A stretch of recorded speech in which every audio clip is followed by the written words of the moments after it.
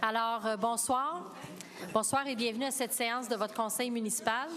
Bonsoir aux gens qui sont avec nous ici dans la salle. Je tiendrai aussi à saluer les gens qui nous écoutent à la maison grâce à la collaboration de TV Cogeco et de Câble Action.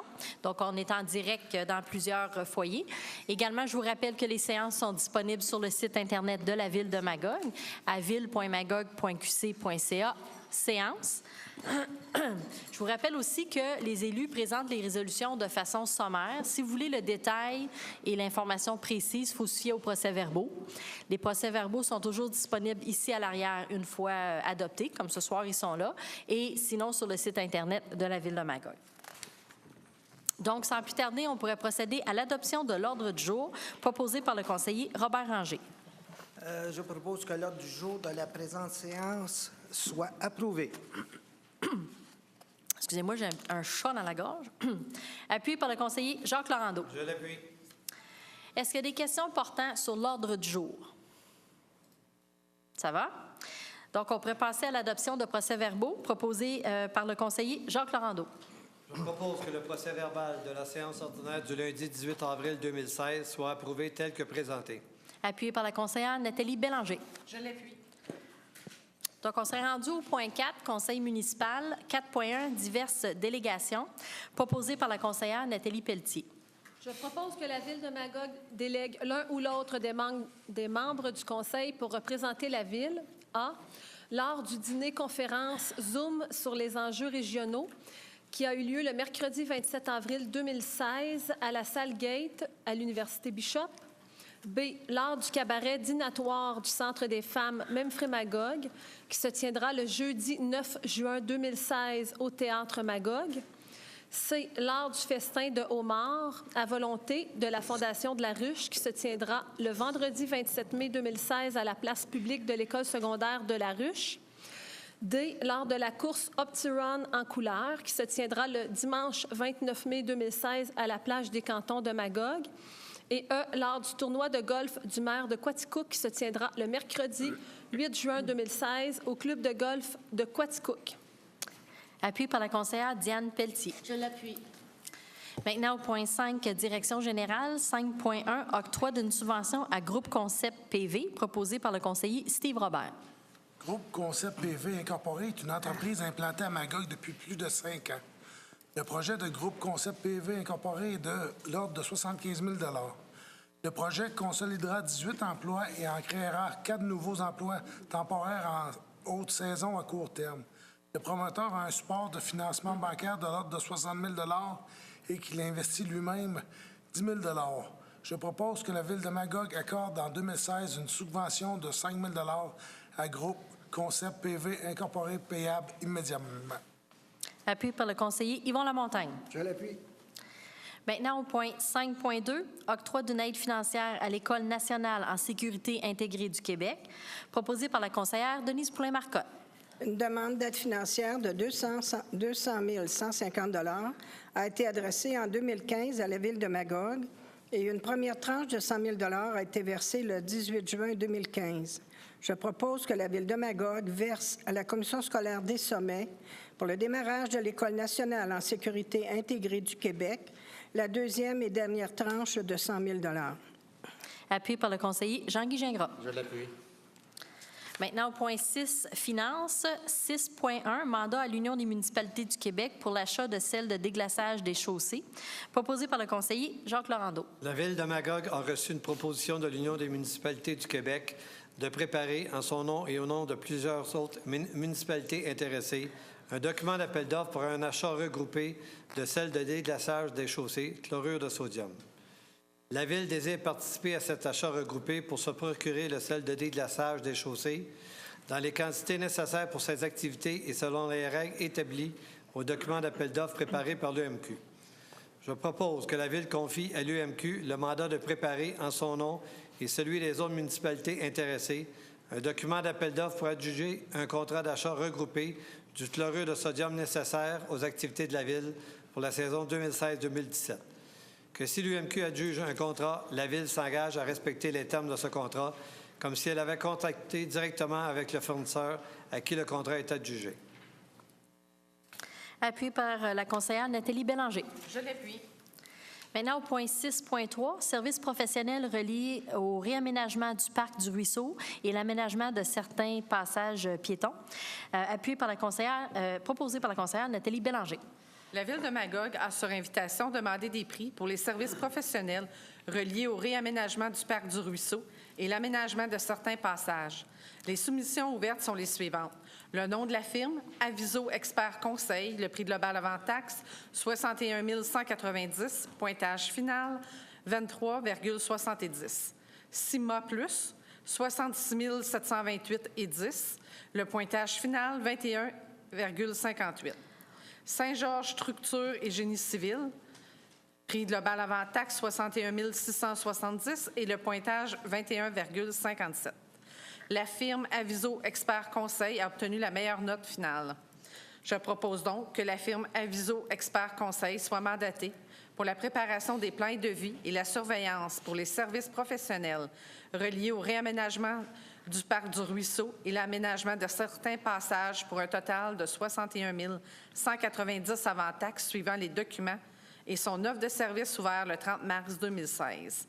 Le mandat est à prix forfaitaire et unitaire. L'invitation, elle avait été envoyée à 4 soumissionnaires, puis préalablement, avant l'ouverture des soumissions, ça avait été estimé par la Ville à 75 000 Appuyé par la conseillère Nathalie Pelletier. Je l'appuie. Maintenant, au point 6.3, octroi de contrat pour les travaux de rechargement de chemin de gravier pour 2016, proposé par la conseillère Diane Pelletier. La Ville a, par avis public, obtenu des prix pour les travaux de rechargement des chemins de gravier pour l'année 2016. Les soumissions ouvertes sont les suivantes. Sintra Incorporé, Région Estrie, 144 845,24 $. Germain Lapalme et Fils, 148 210,36 $. Pavaz Masca Incorporé, 161 178,23 $. Sintra Incorporé, Région Estrie est le plus bas soumissionnaire et il est conforme. Je propose que le contrat pour les travaux de rechargement des chemins de gravier 2016 soit adjugé au plus bas soumissionnaire conforme, soit Sintra Incorporé, Région Estrie, pour un montant total de 144 845,24 $ avant taxe, suivant les documents d'appel d'offres et la soumission de l'entrepreneur, ouverte le 21 avril 2016. Le contrat est à prix unitaire et il avait été estimé à 142 861 $. Appuyé par le conseiller Steve Robert. Je l'appuie. Maintenant, au point 7, greffe et affaires juridiques. 7.1, adoption du règlement 2571-2016, proposé par la conseillère Denise Poulin-Marcotte. Les membres du Conseil ont reçu le règlement au moins 2 jours avant la séance et déclarent l'avoir lu. Je propose que le règlement 2571-2016, modifiant le règlement sur les permis et certificats 2327-2009, concernant l'harmonisation de certains délais et l'arrimage avec le règlement sur l'évacuation et le traitement des eaux usées des résidences isolées, Q2R.22, soit adopté tel que présenté. Appuyé par le conseiller Yvon Lamontagne. Je l'appuie. Maintenant, au point 7.2, adoption du projet de règlement 2573-2016-1, proposé par le conseiller Jean-Guy Gingras. Je propose que le projet de règlement 2573-2016-1, modifiant le règlement du zonage 2368-2010, afin de permettre l'habitation multifamiliale de 6 logements dans la zone DJ05R, secteur rue Galixa-la-Vallée, soit adopté tel que présenté, et qu'une assemblée publique de consultation soit tenue sur ce projet le mardi 31 mai 2016 à 19h30 dans la salle du Conseil de l'Hôtel de Ville de Magog. Appuyé par le conseiller Robert Ranger. Je l'appuie. Maintenant, au point 7.3, adoption du projet de règlement 2574-2016-1, proposé par le conseiller Jacques Laurando. Je propose que le projet de règlement 2574-2016-1, modifiant le règlement de zonage 2368-2010, concernant la vente d'essence et stations-service sur les rues Sherbrooke et Principal-Est, modifier certaines normes d'implantation pour les terrains de camping, d'autoriser les kiosques temporaires de vente pour les usages publics, modifier certaines normes de plantation et d'abattage d'arbres, de quai et d'implantation d'une installation de prélèvement des eaux souterraines en zone inondable, ainsi que de permettre la vente d'embarcations et de véhicules récréatifs sur la rue Sherbrooke soit adopté tel que présenté. Qu'une assemblée publique de consultation soit tenue sur ce projet le mardi 31 mai 2016 à 19h30 dans la salle du conseil de l'Hôtel de Ville de Magog. Vous aurez compris qu'il y a beaucoup d'éléments dans ce règlement-là. Appuyé par la conseillère Nathalie Pelletier. Je l'appuie. Maintenant, au point 7.4, adoption du projet de règlement 2575-2016-1, proposé par la conseillère Nathalie Bélanger. Je propose que le projet de règlement 2575-2016-1, modifiant le règlement sur les usages conditionnels 2422-2012, afin de rendre admissible une demande de terrain de camping pour véhicules motorisés et roulottes dans le secteur du chemin de la Rivière et du chemin Brouillard, soit adopté tel que présenté. Qu'une assemblée publique de consultation soit tenue sur ce projet le mardi 31 mai 2016 à 19h30 dans la salle du conseil de l'Hôtel de Ville de Magog. Appuyé par la conseillère Nathalie Pelletier. Je l'appuie. Peut-être préciser ici, chemin Brouillard, chemin de la Rivière, oui, on parle ici du club de golf Venise, c'est dans ce secteur-là qu'il y a un projet qui nous est présenté. Puis, si vous voulez plus de détails sur les amendements qui sont demandés au règlement au niveau des usages, ça va être présenté lors de la soirée publique de consultation le 31 mai. Donc, au point 7.5, adoption du projet de règlement 2576-2016-1, proposé par la conseillère Diane Pelletier. Je propose que le projet de règlement 2576-2016-1, modifiant le règlement sur les usages conditionnels 2422-2012 afin de permettre l'usage de résidences pour étudiants et d'auberges dans la zone EH21P, secteur rue Mérénard, Presbytère Saint-Patrice, soit adopté tel que présenté. Qu'une assemblée publique de consultation soit tenue sur ce projet le mardi 31 mai 2016 à 19h30 dans la salle du conseil de l'Hôtel de Ville de Magog. Appuyé par le conseiller Steve Robert. Je l'appuie. Maintenant, au point 7.6, diverses promesses proposées par le conseiller Yvon Lamontagne. Les lots 3 90 258 et 3 90 259 sont une emprise projetée de la rue Fréchette. Entendu que cette partie de la rue Fréchette n'a jamais été ouverte et que la Ville n'entend pas ouvrir et développer cette partie de la rue Fréchette, entendu que les procédures à la suite de l'adjudication n'ont pas été complétées, je propose donc que la promesse d'achat des lots 3 90 258 et 3 90 259 du cadastre du Québec, circonscription foncière de Stansted sur la rue Fréchette, signé le 25 avril 2016 par Mme Joanne Boisvert et M. Richard Barabé pour le prix de 10 700 $, soit accepté aux conditions de cette promesse. Appuyé par la conseillère Denise Poulin-Marcotte. Je l'appuie. Maintenant, au point 7.7, acceptation d'une promesse et entente proposée par le conseiller Jean-Guy Gingras. Suite au dépôt de nouveaux plans de réutilisation du sol, il y a lieu que de nouvelles servitudes soient octroyées, qu'une promesse d'achat soit acceptée et qu'une entente soit conclue afin de prévoir certaines modalités à suivre durant les travaux de construction. Que la promesse d'achat et de servitude concernant les lots 3 143 904 à 3 143 908 du cadastre du Québec, circonscription foncière de Stansted, située sur les rues Principale-Ouest et Saint-Patrice-Ouest, signé le 2 mai 2016 par 9330-9987 Québec Inc., soit accepté aux conditions de cette promesse. Les servitudes acquises par la Ville le sont à des fins de stationnement. Les servitudes acquises par 9330-9997 Québec Inc. le sont à des fins de passage et d'empiètement. De plus, que la mairesse ou la personne occupant le poste de maire suppléant et la greffière ou la greffière adjointe soient autorisés à signer pour et au nom de la Ville une entente concernant les travaux pour la place Tourigny avec 9330-9987 Québec Inc. Cette entente a pour but de déterminer les obligations et les droits de la Ville et du promoteur lors des travaux de construction de la place Tourigny. Appuyé par le conseiller Robert Ranger. Je l'appuie. Madame la mairesse, ici, étant donné que c'est lié directement à la maison Tourigny, alors je vais garder ma position du mois de janvier, alors je vais demander le vote.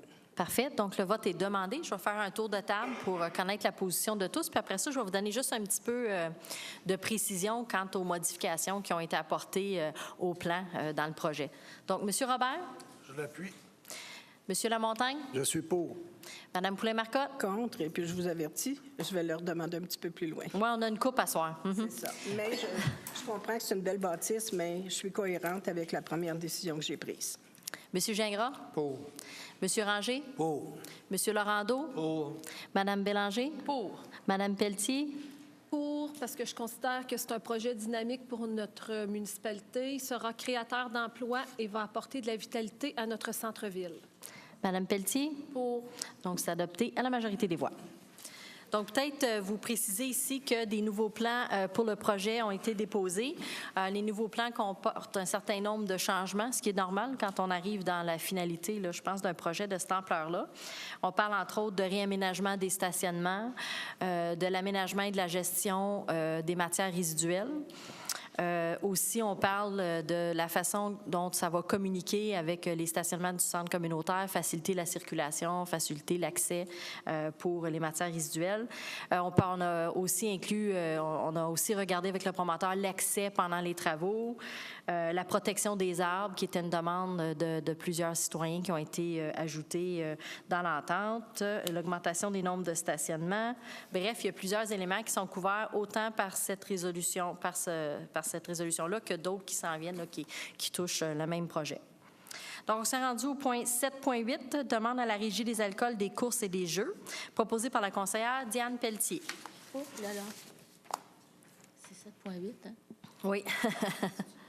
Je vais le retrouver, là, ça ne va pas être très long. Voilà. La division permis, inspection et prévention est dans l'impossibilité de procéder à l'analyse complète du dossier, étant donné qu'elle est toujours dans l'attente des plans d'architectes nécessaires à cette fin, devant être fournis par l'établissement. Je propose que la Ville de Magog s'oppose à la demande présentée à la Régie des alcools, des courses et des jeux par B et G Délibard pour le changement permanent du lieu d'exploitation pour un restaurant et pour vendre à un bar sur terrasse dans le dossier portant le numéro 4 284 899. Appuyé par la conseillère Nathalie Bélanger. Je l'appuie. Donc, au point 8, ressources humaines, 8.1, embauche d'un journalier section voirie, proposé par la conseillère Nathalie Pelletier. L'embauche de personnel est nécessaire pour le poste de journalier section voirie afin de remplacer M. Sylvain Paradis, qui a été transféré au poste de journalier section aqueduc et égouts le 18 avril 2016. Je propose que M. Jeff Stock soit embauché comme salarié permanent au poste de journalier section voirie à compter du 3 mai 2016 aux conditions de la convention collective et qu'il soit rémunéré à l'échelon 1 de la classe 3 des taux de salaire. Appuyé par la conseillère Diane Pelletier. Je l'appuie. Point 9, sécurité incendie. 9.1, entente intermunicipale avec la Ville de Sherbrooke, proposé par le conseiller Steve Robert. Que la mairesse ou la personne occupant le poste de maire suppléant et la greffière ou la greffière adjointe soient autorisés à signer pour et au nom de la Ville une entente intermunicipale avec la direction du service de protection contre les incendies de la Ville de Sherbrooke. Cette entente a pour objet d'établir les bases d'une assistance mutuelle pour le combat des incendies ou en fonction des autres risques, tels que définis à l'objectif numéro 5 des orientations du ministre de la Sécurité publique en matière de sécurité incendie et d'en déterminer les modalités. Cette entente est d'une durée d'1 an, renouvelable automatiquement par période successive d'1 an. Appuyé par le conseiller Yvon Lamontagne. Je l'appuie. Moi, je veux juste dire que je suis bien contente qu'on a enfin cette entente-là avec la Ville de Sherbrooke. Ça faisait 2 ans qu'on la souhaitait, parce que vous savez que dans le schéma de couverture de risque, on doit faire ce genre d'entente-là pour les extrémités du territoire, puis s'assurer que tout le monde bénéficie d'une couverture le plus qu'adéquate. Puis ces ententes-là, c'est des ententes de réciprocité, donc c'est d'entraide. Alors, je suis vraiment contente que c'est réglé. Il en reste une couple d'autres à signer, M. Lamontagne, mais on va y arriver. Point 10, environnement et aménagement du territoire. 10.1, demande d'approbation de PIIA pour le 817 rue principale ouest, proposé par le conseiller Yvon Lamontagne. Entendu que le comité consultatif d'urbanisme a analysé divers plans à l'égard desquels s'applique un règlement de plan d'implantation et d'intégration architecturale et recommande que ceux-ci soient refusés. Entendu toutefois que le conseil municipal considère que les plans déposés contribuent à la revitalisation du centre-ville et que le projet s'intègre avec l'immeuble du centre communautaire en termes de volumétrie, forme de toit et ouverture et qu'il respecte les critères du PIA, je propose donc que les plans d'implantation et d'intégration architecturale suivants soient approuvés, incluant, s'il y a lieu, l'obligation de fournir une garantie financière. L'adresse des travaux, c'est au 817 rue Principale Ouest. Le type de permis demandé, un permis de construire. Appuyé par le conseiller Jean-Guy Gingras. Je l'appuie. Je demande le vote, Madame la mairesse. Parfait. Donc, le vote. Vous ne pouvez pas prendre la parole tout de suite, madame. Non, il faut attendre tantôt à la période de questions. Prenez en note vos questions. Donc, on va faire un tour de table puisque le vote est demandé. Vous êtes prête, madame? Monsieur Robert? Monsieur Lamontagne? Je suis pour. Madame Poulin-Marcotte? Contre, Madame la mairesse. Monsieur Gingras? Pour. Monsieur Ranger? Pour. Monsieur Laurando? Pour. Madame Bélanger? Pour. Madame Pelletier? En faveur, je vais expliquer brièvement. Je comprends et je respecte l'analyse qui a été faite au niveau du CCU. Je suis d'ailleurs présidente de ce comité-là, qui doit prendre sa décision en tenant compte de critères précis et techniques. Suite aux modifications qui ont été apportées aux plans initiaux, je considère qu'il s'intégrera sur plusieurs critères au centre communautaire. Alors, c'est pour ces raisons que je suis en faveur du projet. Madame Pelletier? Je l'appuie. Donc, c'est adopté à la majorité des voix. Donc, on irait... Ça, c'était donc pour le projet sur l'îlot Tourigny. Maintenant, juste en face, 10.2, demande d'approbation de PIA pour le 820 rue Principale-Ouest, proposé par le conseiller Robert Ranger. Le comité consultatif d'urbanisme a analysé divers plans à l'égard desquels s'applique une réglementation de plans d'implantation et d'intégration architecturale. Je propose que les plans d'implantation et d'intégration architecturale soient approuvés aux conditions recommandées par le CCU, incluant, s'il y a lieu, l'obligation de fournir une garantie financière. Adresse des travaux au 820 rue Principale-Ouest. Type de permis demandé, permis de construire. Appuyé par le conseiller Jacques Laurando. Je l'appuie. Maintenant, au point 10.3, demande de dérogation mineure pour le 817 rue Principale-Ouest, proposé par le conseiller Steve Robert.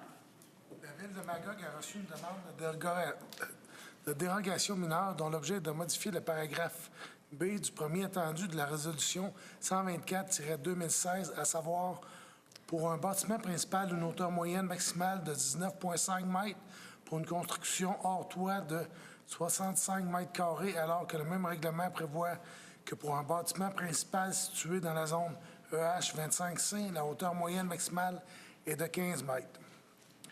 Le comité consultatif d'urbanisme a étudié la demande et recommande qu'elle soit refusée puisqu'il considère que la volumétrie ne s'harmonise pas avec le cadre bâti.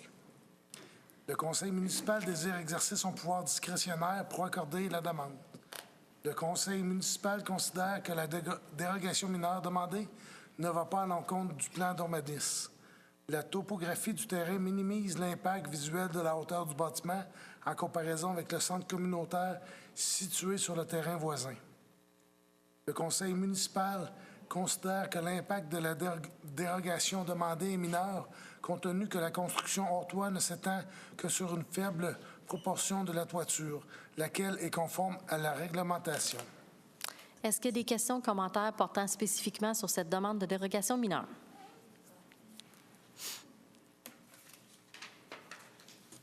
Madame la mairesse. Bonsoir. Juste votre nom pour faciliter. Oui. Louise Gagné. Madame Carrier. On comprend qu'on modifie les projets les plans qui avaient été déposés antérieurement. Il y a des nouveaux plans qui ont été déposés. C'est ça. Oui. Et on a eu finalement accès à ces plans vendredi. Moi, je ne les ai pas vus. Mes collègues les ont vus. Ils vous en parleront. Mais ça nous questionne sur plusieurs points. Je vais en traiter d'un. Il faut parler de la dérogation mineure ici. Oui. OK. Les autres, vous pouvez venir tantôt à la période de questions, mais là, spécifiquement, la dérogation mineure. Parfait. Oui, c'est ça. On dit que c'est conforme, enfin, si j'ai bien compris ce qui a été lu, Parce que ce n'était pas ça qui était écrit dans l'annonce publique. L'avis public ne porte pas de mention relative à d'autres décisions antérieures. Dans ce qui vient d'être lu, c'est que c'est conforme au plan d'urbanisme. Oui. On voulait savoir de quel plan d'urbanisme on parle. Le plan d'urbanisme en vigueur à la Ville. C'est celui qui n'a pas été changé. Ben non, celui qui est en vigueur, c'est ça. C'est ça, celui qui est en vigueur en ce moment. Là. C'est ça. Il n'a pas encore été changé. D'accord. Alors, ça nous semble un peu bizarre. Et surtout, on entend que le CCU s'est exprimé à nouveau contre cette décision. Alors, il faudrait quand même nous donner plus d'explications pour que nous, les citoyens, on vous suive dans vos décisions. Expliquez-nous comment vous avez pu aller à l'encontre d'une recommandation du CCU une autre fois pour d'autres modifications qui sont apportées. En fait, c'est la même recommandation du CCU et c'est pour les mêmes raisons que le CCU ne le recommandait pas. C'était pas les changements au plan n'ont pas changé l'analyse du CCU. Donc, c'est pas cet aspect-là qu'on a regardé. En fait, nous, on pense, puis je pense l'avoir dit à quelqu'un de votre groupe avec qui j'ai eu une correspondance, on pense qu'il y a certains éléments là-dedans qui, au contraire, viennent atténuer l'impact, entre autres la hauteur moyenne qui a été abaissée dans la dérogation mineure. Donc, quand le CCU s'est positionné, il y avait un certain nombre d'éléments, puis ils gardent la même position parce que ces éléments-là, pour eux, sont encore présents. Fait que c'est normal que la position du CCU soit la même, c'est normal, puis que la position du Conseil soit la même, c'est normal aussi. Ma question subsidiaire, le CCU a-t-il à nouveau été questionné sur le sujet? Il l'est à fur et à mesure. Je vais laisser la présidente répondre. Là. Bien, on a eu un point d'information au niveau du CCU, mais le CCU a dit, dans le fond, étant donné que la hauteur maximale, elle excède toujours le 15 mètres, ils sont toujours contre. Donc, ils n'ont pas voulu changer leur recommandation, mais ils sont toujours informés quand il y a des modifications. Là, je les informe. En réunion? Oui. Merci.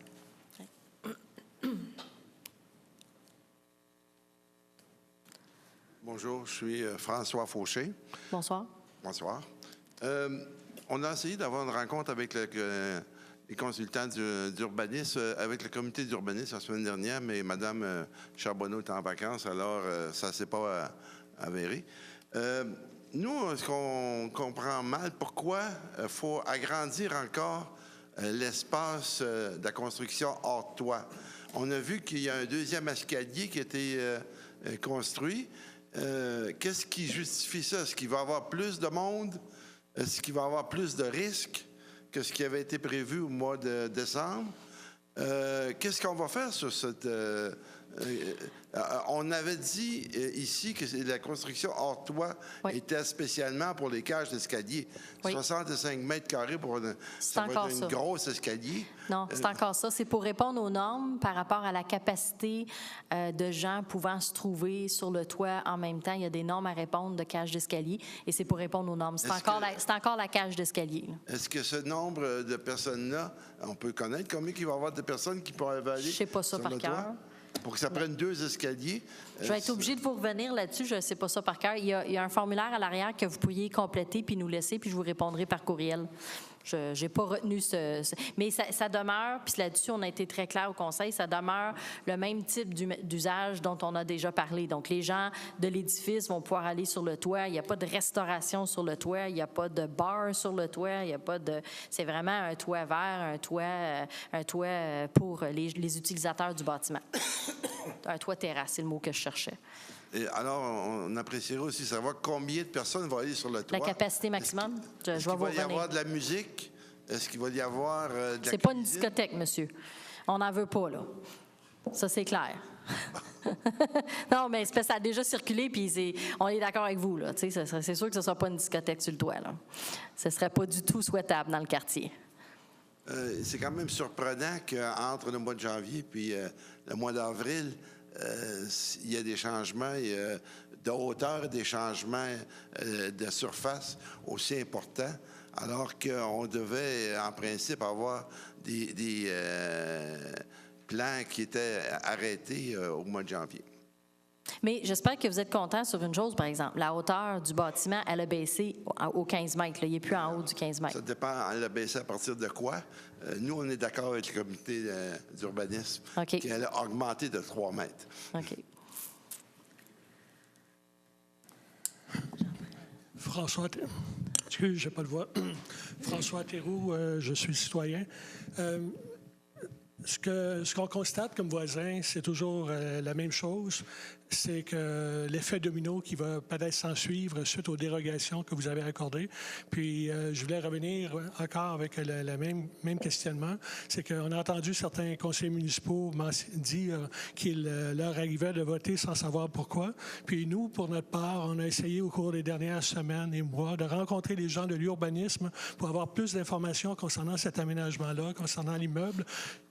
Pas parce qu'on ne fait pas confiance aux promoteurs ou qui que ce soit ou aux gens de l'urbanisme, mais parce qu'on veut savoir quel va être l'impact pour le quartier, pour les résidences tout autour. Puis lorsqu'on constate qu'à nouveau, les gens du CCU, des citoyens qui ont été formés oui, pour faire partie d'un groupe et qui ont eu l'occasion de se prononcer contre ce projet-là, savoir qu'ils se prononcent à nouveau contre, qu'ils maintiennent leur position sur le fait que 15 mètres, c'était la limite, puis que maintenant, on s'avère qu'un immeuble qui va avoir 5 étages, c'est-à-dire 4 étages fixes, plus le 5e étage avec 2 escaliers pour lesquels on ne sait pas encore.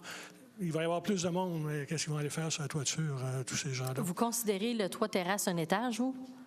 C'est 4 étages, le bâtiment, c'est pas 5 étages. En fait, je ne veux pas faire peur aux citoyens. Là. En fait, ça dépend des interprétations. On nous dit qu'à Magog, l'interprétation de certaines parties de règlement par rapport au code du bâtiment est différente par rapport à l'urbanisme également. Donc, je ne jouerai pas sur les mots, mais en réalité, c'est quand même 4 étages fixes, plus un autre 65 mètres carrés au-dessus, avec un espace où les gens vont s'y rendre, avec peut-être d'autres dérogations mineures qui vont suivre dans les années qui vont suivre. De dérogation mineure en dérogation mineure, on revient toujours aux fameux murs qu'on ne voulait pas faire autour du lac Memphremagog, c'est-à-dire d'avoir des bâtiments de 5 mètres. Vous parlez de percée visuelle, alors que nous, on voudrait tout simplement maintenir la qualité de vie, puis maintenir le cachet, justement, qui a fait de Magog une ville touristique attrayante. Puis c'est pas en construisant un nouveau boulevard Tachereau à l'entrée de la ville qu'on va y arriver.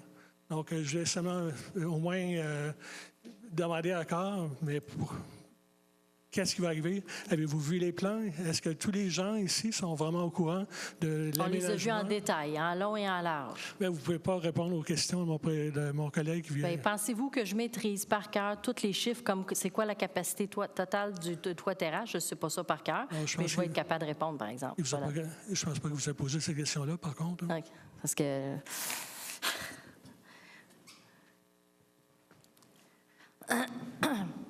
Bonsoir. Bonsoir. Mon nom, c'est Jacques Voyer. Je suis le petit à côté du grand. Là. C'est la petite maison là, qui va être complètement dans l'ombre de ce géant-là. Moi, le soleil, évidemment, il va disparaître là, un moment dans la journée parce que c'est un bien beau bâtiment pour les gens qui vont travailler là, qui vont avoir une belle vue sur le lac. Moi, personnellement, je subis un préjudice sérieux, même plusieurs, je dirais. Ma propriété aurait plus la même valeur de revente à cause de ce bâtiment-là. Bravo pour les gens qui vont y travailler. Bravo pour le promoteur qui fait des beaux projets, mais je l'aurais évidemment souhaité ailleurs. On l'a manifesté abondamment. L'acceptabilité sociale, on ne l'avait pas vraiment dans le quartier. Là. Il n'y a pas personne qui souhaitait ça. Là. Même si c'est un beau projet, ailleurs, ça aurait été merveilleux. Là, la circulation accrue, évidemment. Là, vous parlez d'une augmentation du nombre de cases de stationnement. Moi, personnellement, je vais avoir ça, je pense, en face de chez moi. J'ai déjà de la difficulté à sortir de ma cour. Là, je vais avoir ça en plus. De l'ombre.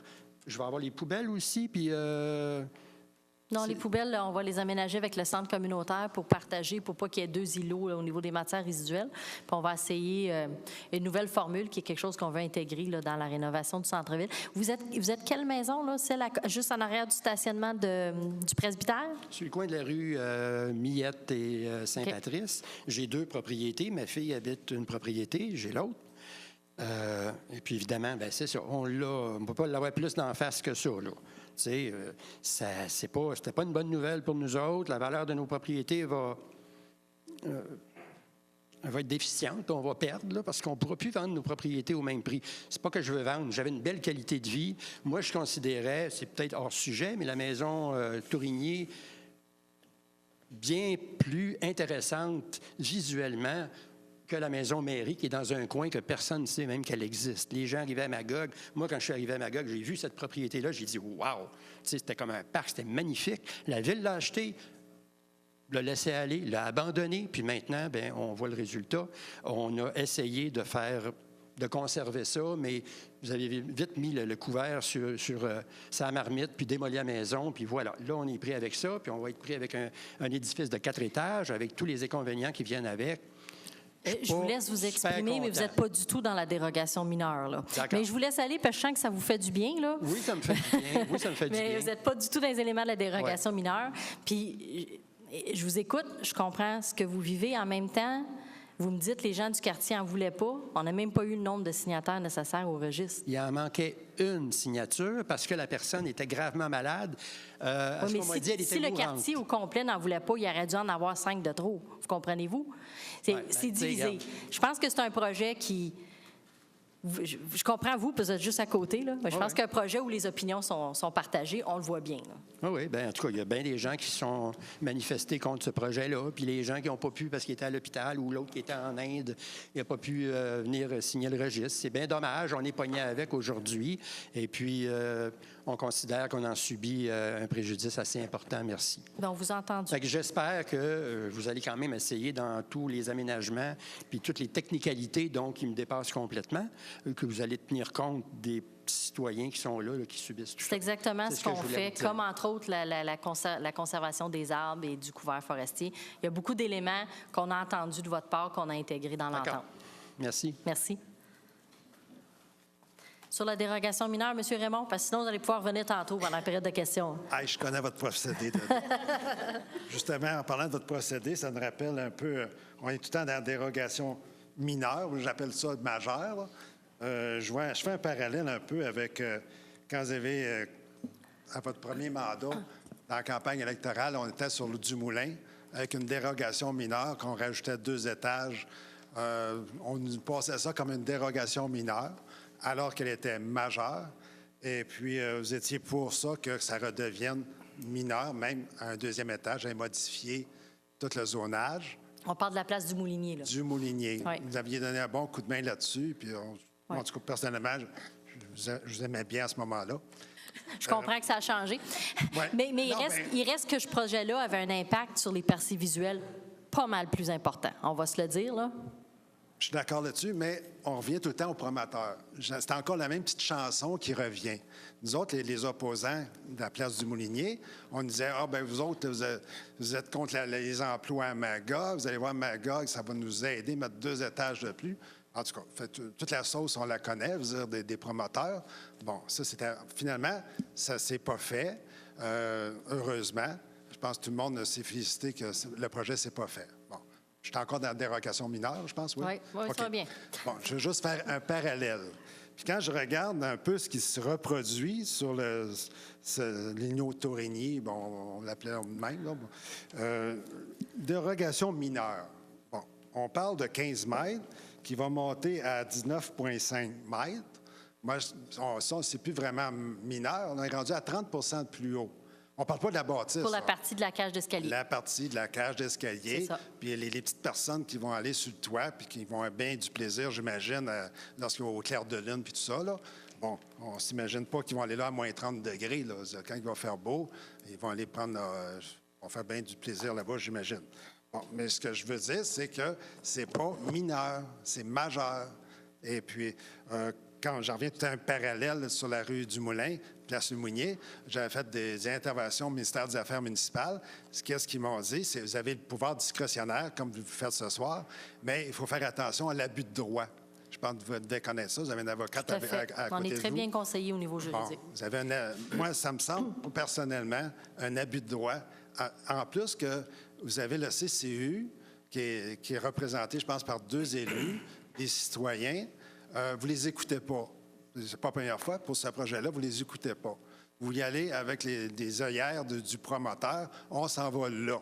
d'une certaine façon. En fait, c'est pas les ailleurs du promoteur, c'est la vision qu'on s'était donnée collectivement. Ouais, Vous mais avez le droit de pas être d'accord, là, mais... Oui, mais disons qu'au niveau préjudice, là, présentement, bon, un citoyen qui s'est présenté, il n'y en a pas tout le monde qui se présente, c'est pas évident, mais il reste qu'au niveau préjudice du promoteur, là, il n'y en a pas. La bâtisse n'est même pas construite. Il est capable de faire autre chose que nous planter ça. Moi, je ne la vois pas chez nous, mais je comprends que le préjudice va être plus pour le voisinage que pour le promoteur. Puis les dérogations mineures, c'est fait pour corriger des situations existantes. Et là, nous ramener ça dans une optique d'emploi, là, puis sauvons le sauveur, puis, etc. Là. Fait que, moi, je trouve qu'au niveau préjudice, là, ça n'a aucun bon sens de nous imposer ça. Alors, c'est votre opinion. C'est mon opinion. On n'a pas le droit de voter, on n'a pas le droit d'aller au registre. Tout à l'heure, vous avez dit une affaire, en tout cas, je travaillais un petit peu pour les votes. Là. Il y avait 30 votants. On a ramassé 14, il en manque 13, ça en aura pris 14. Je pense qu'on n'en parlera peut-être plus de ces dérogations majeures-là à ce moment-là si on avait un petit vote de plus. Mais le voisinage était quand même concerné à ce moment-là. Et le préjudice, là, c'est le voisinage qui va l'avoir et non le promoteur, une fois de plus. Si vous m'avez écouté, je pense bien que ça ne peut rien changer dans vos idées, là, mais moi, ça m'a fait du bien. Puis surtout que je regarde le CCU qui est là quand même pour superviser un peu les constructions dans la ville.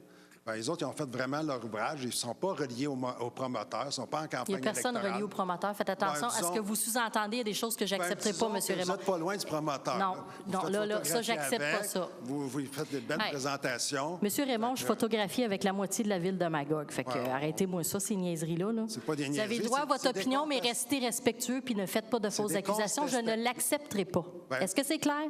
Faites ce que vous voulez, là, mais moi, personnellement, je pense que vous êtes relié au promoteur. Merci, bonsoir.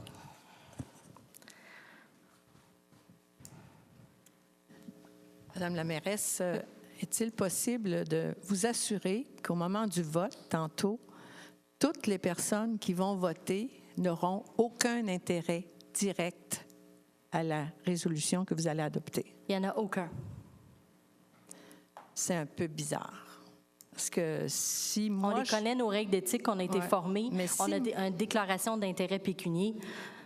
On le sait, ce qu'il faut. Moi, si je suis propriétaire d'un site qui est en face de cette On a demandé un avis légal là-dessus pour savoir quelle position M. Gingras devait avoir, parce que ça n'affecte pas la valeur de sa propriété, dans le sens que, tu sais, lui, il n'y a pas d'intérêt pécunier, c'est les mots que je cherchais. On a fait une demande, un avis légal là-dessus, n'est-ce pas, Maître Lavigne? Elle prend des notes, là, tu sais. Pourtant, les femmes, on est capable de faire deux choses en même temps. Parce que moi, si je veux acheter la propriété de M. Gingras, je m'attendrais à payer plus cher après la construction d'un tel édifice. C'est drôle, il y a quelqu'un qui vient de dire le contraire. De l'autre côté, parce que lui, il est du côté où il n'y aura pas d'ombre, alors que les autres citoyens, eux, seront dans l'ombre. Et ils seront pour longtemps. En tout cas, moi, je ne suis pas avocate en droit municipal. Puis quand on n'est pas sûr, on pose des questions pour s'assurer. Puis on nous dit que c'est correct. Fait que... La deuxième chose que j'aimerais vous demander, si c'est possible, de ne pas parler de ce projet comme étant un projet d'emploi nouveau, puisqu'il s'agit de transfert d'emplois. On prend des emplois à Sherbrooke, mais on les amène à Magog. Mais c'est les emplois nouveaux à Magog. C'est les emplois qu'on amène à Magog. C'est un peu gênant, là. C'est un peu gênant. C'est comme ça partout au Québec, madame, là? Non, ce n'est pas des emplois nouveaux. Dans les statistiques du Québec puis du Canada, ça ne sera pas des emplois nouveaux. Mais il y en a quand même là-dedans que c'est des nouveaux, parce qu'il y en a qui créent de l'emploi. Ils passent, mettons, de 25 à 30 ou de 50 à 60. Et oui, en profitent pour aller de 30 à 25 aussi. C'est votre opinion. Alors, on était rendu à... Voulez-vous poursuivre, M. Robert? Oui. Attends un petit peu. Excusez. J'aimerais signaler que nous, on a demandé une rencontre avec le service d'urbanisme pour se faire expliquer la dérogation mineure. C'est M. Fauché. Excusez, Daniel Fauché. Pour se faire expliquer le PIA qui allait être présenté ce soir. Et on a fait cette démarche-là à la suite d'une suggestion de Mme Lavigne, la greffière, qui nous avait dit que pour avoir ces informations-là techniques, on était mieux d'aller au service d'urbanisme. On a demandé une rencontre et là, on a reçu un message automatique que Mme Charbonneau est en vacances. On nous a dit que c'était Mme Hébert qui la remplaçait dans l'intervalle. On a communiqué avec Mme Hébert. On a demandé au début de la semaine dernière une rencontre pour pouvoir voir de quoi il s'agissait, pour pouvoir en discuter avec les citoyens de la zone riveraine et de se faire une tête sur cette dérogation-là et le nouveau PIA. On n'a pas pu avoir cette rencontre-là avec le département d'urbanisme. Par conséquent, on n'est pas informé correctement, on n'a pas vu les plans. Bien, vous avez vu les plans. Vous les avez vus au bureau de Maître Lavigne, vous les avez vus, les plans. Il y a eu des plans qui ont été vus entre midi et midi et demi vendredi dernier parce que il y a quelqu'un qui s'est senti comme gêné que le département d'urbanisme ne nous ait pas donné de réponse. De regarder des plans qu'il faut regarder avec une loupe 10x pour réussir à comprendre les chiffres qui sont dessus pendant une demi-heure. Je ne pense pas que c'est le genre de rencontre qu'on souhaitait avoir. Nous, on avait demandé une rencontre qui pourrait durer à peu près 1 heure. On ne l'a pas eu. Et d'autre part, vous venez d'adopter un PIA, sachant très bien que les citoyens ne peuvent pas s'exprimer sur les PIA. La seule place où on peut s'exprimer, c'est la période de questions à la fin ou quand il y a une dérogation mineure. Oui. Alors là... Ou en amont quand il y a un amendement de zonage. Le PIA, on nous dit que c'est parce qu'il va y avoir un stationnement étagé. Il n'y a jamais été question de stationnement étagé, sauf la première fois qu'on a entendu parler de ça, c'est le 27 janvier, dans une entrevue que M. Bélanger a donnée au Reflet du Lac. Il a dit « Inquiétez-vous pas, du stationnement, il va en avoir, puis on va en faire en dessous de l'édifice ou en dessous du stationnement, etc. » En fait, dans les premiers plans que la Ville de Magog avait proposés pour aller en appel d'offres, c'était un stationnement à palier. C'était exactement ce qu'on fait en ce moment. Fait que ça doit faire au moins 2 ans qu'on en parle. Non, mélangez pas les cartes. Là. Je mélange pas les cartes, monsieur, on parle du même terrain. On parle du même terrain, on parle pas de projet de la bibliothèque en 2008. Je parle pas du projet de bibliothèque non plus. Laissez-moi parler, Madame la mairesse, s'il vous plaît. Il y a eu une consultation publique sur un amendement au zonage. On invite les citoyens à venir se prononcer là-dessus. Avant même que l'amendement de zonage soit adopté, avant même la rencontre d'information du 22 septembre, le 16 septembre, dans le Reflet du Lac, il y avait une demande de dérogation mineure pour un projet qui n'était même pas encore dans le public. Alors, ça commence à faire pas mal de choses qui bougent dans le même dossier, de l'information qui sort par bribes. La question du stationnement, on a demandé, nous, en vertu de l'accès à l'information, s'il y avait eu une étude sur la circulation qui avait été faite en fonction d'un stationnement souterrain. J'ai ici une lettre datée du 1er mars qui nous dit non, il n'y a pas d'étude sur la circulation qui a été faite parce qu'il n'y a pas de stationnement souterrain qui est prévu. Et s'il y a un stationnement souterrain qui est prévu, ça va devoir faire l'objet d'un nouveau PIA et d'une nouvelle résolution de la Ville. On parle du 1er mars 2016. Juste que vous êtes hors d'ordre, là. Tout ça, ça n'a rien à voir avec la dérogation mineure. Ce que j'essaie de dire, Madame la mairesse, c'est qu'il y a de l'information à laquelle les citoyens ont droit d'avoir accès. On a demandé où trouver l'information. Madame la greffière nous a orientés vers le service d'urbanisme. On a demandé une rencontre avec le service d'urbanisme. On ne l'a pas eu. Je vais essayer de voir qu'est-ce qui s'est passé de ce côté-là. Je ne suis pas au courant. Nous considérons que nous n'avons pas une information suffisante pour se faire une tête là-dessus. Et puis, si on ne l'a pas, bien heureux êtes-vous si vous autres, vous l'avez. Parce que nous, on n'estime pas qu'on est informé correctement à ce stade-ci, ni sur la dérogation, ni sur le PIA que vous avez adopté sans qu'on puisse dire un mot. Merci. Mais M. Fauché, juste pour clarifier, vous avez rencontré Maître Gauthier vendredi. Elle a répondu à toutes vos questions. Il y avait une seule question qu'elle n'était pas en mesure de répondre et elle vous a répondu dans la demi-heure qui suit par courriel en vous donnant le renseignement que vous souhaitiez avoir. Alors, j'ai un peu de misère à voir où vous avez manqué d'informations. On a répondu à tous les courriels Maître Gauthier que vous avez est une avocate. On voulait parler avec la responsable du service d'urbanisme ou avec la remplaçante du service d'urbanisme parce qu'on avait plusieurs autres questions à poser. Là, ça s'est réglé. J'ai eu l'appel de Mme Gauthier à quelque chose comme 11h moins 10 vendredi matin. L'hôtel de ville fermait à midi. On avait différentes choses à discuter. Elle me donnait des réponses. Il fallait que je communique avec d'autres personnes qui puissent se rendre à l'hôtel de ville avant midi moins 5. Et elle a eu la gentillesse d'attendre à midi et demi pour partir pour qu'on ait une demi-heure pour le regarder. Alors, moi, je n'étais pas là, mais il y a deux personnes de notre... Elle a répondu à toutes les questions qui lui ont été posées. Il n'y a pas eu de questions restées sans réponse. Puis personne ne nous a communiqué non plus aujourd'hui pour avoir d'autres informations à laquelle on ne vous aurait pas répondu. On n'a jamais vu les plans, par exemple, pour le stationnement souterrain. De quoi ça va avoir l'air? Est-ce qu'il y a des maquettes qui ont été faites? Bon, on n'a pas vu ça. Les citoyens n'ont pas vu ça. Ça n'a pas été publié dans les journaux. Et ce que je veux dire, c'est qu'à travers tout le processus, il y a des éléments qui sortent, puis il n'y en a jamais été question avant. Alors, on a appelé les citoyens au mois d'octobre à se prononcer sur un projet. Après ça, au mois de décembre... C'est correct. On va arrêter ça là, parce qu'on n'est pas du tout dans dérogation mineure, là, mais pas du tout. Donc, je vais vous laisser finir, M. Robert. Que la demande d'addenda de dérogation mineure déposée le 1er mars 2016 pour 9330-9987 Québec Inc. concernant les lots 3 143 904 et 3 143 907 situés au 817 rue Principale-Ouest, visant plus particulièrement à modifier le paragraphe B du premier attendu de la résolution 024-2016 soit accordé. La présente dérogation ne dégage pas les demandeurs de respecter toute autre loi ou réglementation applicable, notamment le Code civil du Québec. Appuyé par la conseillère Nathalie Bélanger. Je l'appuie. Je demande le vote, Madame la mairesse. Donc, le vote est demandé. Ce ne sera pas long. C'est beau. Monsieur Robert? Pour. Monsieur Lamontagne? Je suis d'accord. Madame Poulet-Marcotte? Je maintiens ma position du CCU, alors c'est contre. Monsieur Gingras? Je suis pour, après vérification, pour voir si j'avais le droit de vote ou non. Puis j'ai eu la confirmation comme quoi que j'avais le droit de vote. Monsieur Ranger? Je suis pour. Monsieur Laurando? Pour. Madame Bélanger? Pour. Madame Pelletier? En faveur, je vais juste expliquer brièvement. Là, encore ici, je respecte l'opinion du CCU qui doit prendre sa décision avec des critères précis. Le CCU a un pouvoir de recommandation. De son côté, le Conseil a un pouvoir de décision. Et soyez assurés que le Conseil a eu toutes les informations en lien avec ce dossier.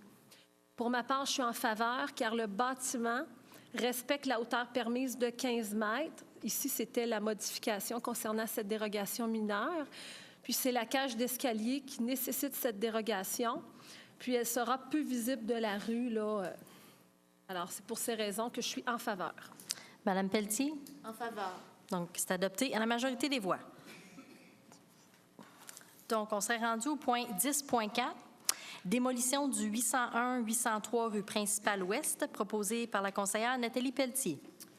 Monsieur Gilles Bélanger a déposé le 2 septembre 2015 une demande de permis de démolition du bâtiment situé au 803 rue Principale-Ouest, laquelle avait été acceptée le 18 janvier 2016 par la résolution 017-2016. De nouveaux plans de réutilisation du sol ont depuis été déposés par 9330-9987 Québec Incorporé. Le Conseil municipal est en accord avec les modifications proposées dans les nouveaux plans déposés. Le présent projet est lié à l'acceptation de la démolition du 817 rue Principale-Ouest. Je propose que le Conseil approuve le programme préliminaire de réutilisation du sol dégagé pour le terrain situé au 803 rue Principale-Ouest, prévoyant un bâtiment commercial tel que présenté sur le plan de réutilisation du sol daté du 19 avril 2016 par Boom Architecture, que le Conseil autorise l'émission du permis de démolition du bâtiment actuel si sur ce terrain à certaines conditions. Appuyé par la conseillère Diane Pelletier. Je l'appuie. Merci. Donc, on serait rendu au point 10.5, modification au schéma d'aménagement de la MRC Manfred-Magog, proposé par le conseiller Steve Robert. Une demande a été déposée afin de permettre l'implantation d'un terrain de camping à 5 mètres de la limite de propriété dans le secteur du golfe de Venise. La demande n'est pas conforme au schéma d'aménagement puisque celui-ci exige une marge de recul de minimale de 10 mètres de toute limite de propriété pour un terrain de camping. Le projet visé est entouré de grands espaces boisés que le Conseil accepte de demander à la MRC de modifier son schéma d'aménagement afin de réduire de 10 à 5 mètres la marge minimale de toute limite de propriété pour un terrain de camping dans le secteur visé. Je propose que la Ville de Magog demande à la MRC de Manfred-Magog de procéder à la demande de modification du schéma d'aménagement afin de réduire de 10 à 5 mètres la marge de recul minimale de toute limite de propriété pour un terrain de camping pour véhicules motorisés sur une partie du terrain de golf de Venise dans les zones B, O01A, F2 et BP01R. Appuyé par le conseiller Yvon Lamontagne. Je l'appuie. Peut-être juste vous expliquer ici, par rapport à la marge. Bon, il s'agit d'un nouveau projet là, qui pourrait voir le jour là, d'un terrain de camping adjacent au terrain de golf. Ce qu'il faut savoir, c'est que le terrain de golf dans le secteur Venise-Deauville bénéficie de droits acquis. Ils sont sur des terres agricoles, mais bénéficient de droits acquis pour l'usage autre que l'agriculture, qu'est le golf. Alors, ça, c'est une étape, mais après ça, ils vont devoir aller à CPTAQ pour ce qui est d'usage de camping. Et la raison pour laquelle on est à l'aise avec le 5 mètres, c'est que tout le tour, c'est des zones agricoles ou agroforestiers. Donc, il y a une très grande zone entre le projet et puis les secteurs résidentiels voisins. Donc, on irait avec le 10.6, services professionnels en contrôle des matériaux des projets du chemin soutière phase 2 et des infrastructures 2016 rurales, proposé par la conseillère Denise Poulin-Marcotte. La Ville de Magog a, sur invitation, demandé des prix pour les services professionnels en contrôle des matériaux reliés au projet des chemins soutières phase 2 et des infrastructures 2016 rurales. Les soumissions ouvertes sont les suivantes. Nom de la firme, Englobe Corporation, prix global avant taxe 53 986 $, pointage final 27,23. Les services experts incorporés 54 519 $, pointage final 26,96. Labo SM incorporé, prix global avant taxe 94 146, pointage final 15,61. La firme Englobe Corporation a obtenu la meilleure note finale. Je propose donc que la firme Englobe Corporation soit mandatée pour les services professionnels en contrôle des matériaux reliés au projet des chemins soutières phase 2 et des infrastructures 2016 rurales pour un total de 53 986 $ avant taxe, suivant les documents d'appel d'offres, et son offre de service ouverte le 25 avril 2016. Le mandat est à prix unitaire et l'invitation pour cette soumission est envoyée à 3 soumissionnaires et préalablement, les travaux avaient été estimés avant taxe à 57 730 $. Appuyé par le conseiller Jean-Guy Gingras. Je l'appuie. Maintenant, au point 10.7, signature d'un acte notarié proposé par le conseiller Robert Ranger. Je propose que la greffière soit autorisée à signer pour et au nom de la Ville l'avis de contamination émis au nom de la Ville de Magog préparé par Maître Marie-Pierre Gauthier concernant les lots 3 143 177 et 3 415 245 du cadastre du Québec, circonscription foncière de Stansted. Je propose que la coordonnatrice de la division environnement de la Ville de Magog soit autorisée à déposer le plan de réhabilitation auprès du ministère du Développement durable, de l'Environnement et de la lutte au changement climatique pour les terrains visés par l'acte de contamination et ce, tel que prévu par la loi. Appuyé par le conseiller Jacques Laurando. Je l'appuie. Donc, il s'agit de notre terrain où était le garage municipal qu'on a déménagé et que maintenant est contaminé. Puis on a prévu des sommes au budget pour la décontamination. Point 11, culture, sport et vie communautaire. 11.1, diverses demandes de soutien proposées par la conseillère Nathalie Bélanger. En lien avec l'adoption de la politique d'accueil d'événements, la Ville souhaite soutenir la tenue d'événements sportifs d'envergure à Magog. La Ville souhaite soutenir la mobilisation du milieu sportif dans l'organisation de tels événements. Qu'un soutien technique de type mineur soit offert à les courses Tempus Fuji pour l'organisation de la compétition de nage en eau libre qui se tiendra le 14 août 2016 à la plage est de la baie de Magog. Appuyé par la conseillère Nathalie Pelletier. Je l'appuie. Maintenant, au point 11.2, octroi d'aide financière pour le projet Acroparc 2016, proposé par la conseillère Diane Pelletier. La Ville souhaite continuer de soutenir des projets innovateurs afin d'attirer et d'accueillir des jeunes et des familles, tels que l'organisation d'un acroparc au parc de la baie de Magog, plus précisément à la Pointe-Cabana. Je propose que la Ville de Magog verse 4 000 $ au Cirque des Étoiles Memphis Magog à titre d'aide financière pour le projet Acroparc 2016. Qu'un soutien technique de type mineur soit également offert à l'organisation, et ce du 25 juin au 21 août 2016. Appuyé par le conseiller Steve Robert. Je l'appuie. Je pense qu'il y en a beaucoup des petits qui vont être contents parce que c'est très apprécié, l'Acroparc. Donc, au point 11.3, octroi d'aide financière pour la 9e édition du Cirque dans la rue, proposé par le conseiller Yvon Lamontagne. Je propose que la Ville de Magog verse 8 500 $ au Cirque des Étoiles Memphis Magog à titre d'aide financière pour le projet estival d'animation de rue au centre-ville de Magog. Appuyé par la conseillère Denise Poulin-Marcotte. Je l'appuie. Maintenant, au 11.4, entente avec le Centre d'art Offord, proposé par le conseiller Jean-Guy Gingras. Je propose que la chef de division Culture, Bibliothèque et Patrimoine soit autorisée à signer, pour et au nom de la Ville, l'avenant numéro 1 à l'entente intervenue avec le Centre d'art Offord concernant les conditions et modalités de partenariat entre les deux organismes. Cet avenant concerne le remplacement de la mise sur pied d'un volet artistique jeunesse par une participation financière à la Journée de la famille et le parrainage d'un stagiaire pour une bourse complète. Appuyé par le conseiller Robert Ranger. Je l'appuie. Maintenant, au point 11.5, entente concernant la gestion de l'enveloppe budgétaire pour les activités d'animation au centre-ville, proposé par le conseiller Jacques Laurando. Je propose que la chef de division Loisirs et vie communautaire ou la directrice Culture, Sport et vie communautaire soit autorisée à signer, pour et au nom de la Ville, une entente concernant la gestion de l'enveloppe budgétaire versée au comité d'activités et événements du centre-ville avec la fête des vendanges Magog Offord. Cette entente a pour but de confier à l'organisme la gestion de l'enveloppe budgétaire versée au comité activités et événements du centre-ville dans le cadre du projet de revitalisation afin d'organiser des activités pour animer le centre-ville et mobiliser les commerçants. Cette entente est d'une durée de 3 ans et prévoit le versement d'une enveloppe budgétaire annuelle de 10 150 $ plus taxes pour les années 2016, 2017 et 2018. Appuyé par le conseiller Yvon Lamontagne. Je l'appuie. Maintenant, au point 11.6, entente avec la fête des vendanges Magog Offord, proposée par la conseillère Nathalie Bélanger. Que la mairesse ou la personne occupant le poste de maire suppléant et la greffière ou la greffière adjointe soient autorisées à signer, pour et au nom de la Ville, une entente concernant la tenue de la fête des vendanges 2016, 2017 et 2018 avec l'organisme de la fête des vendanges Magog Offord.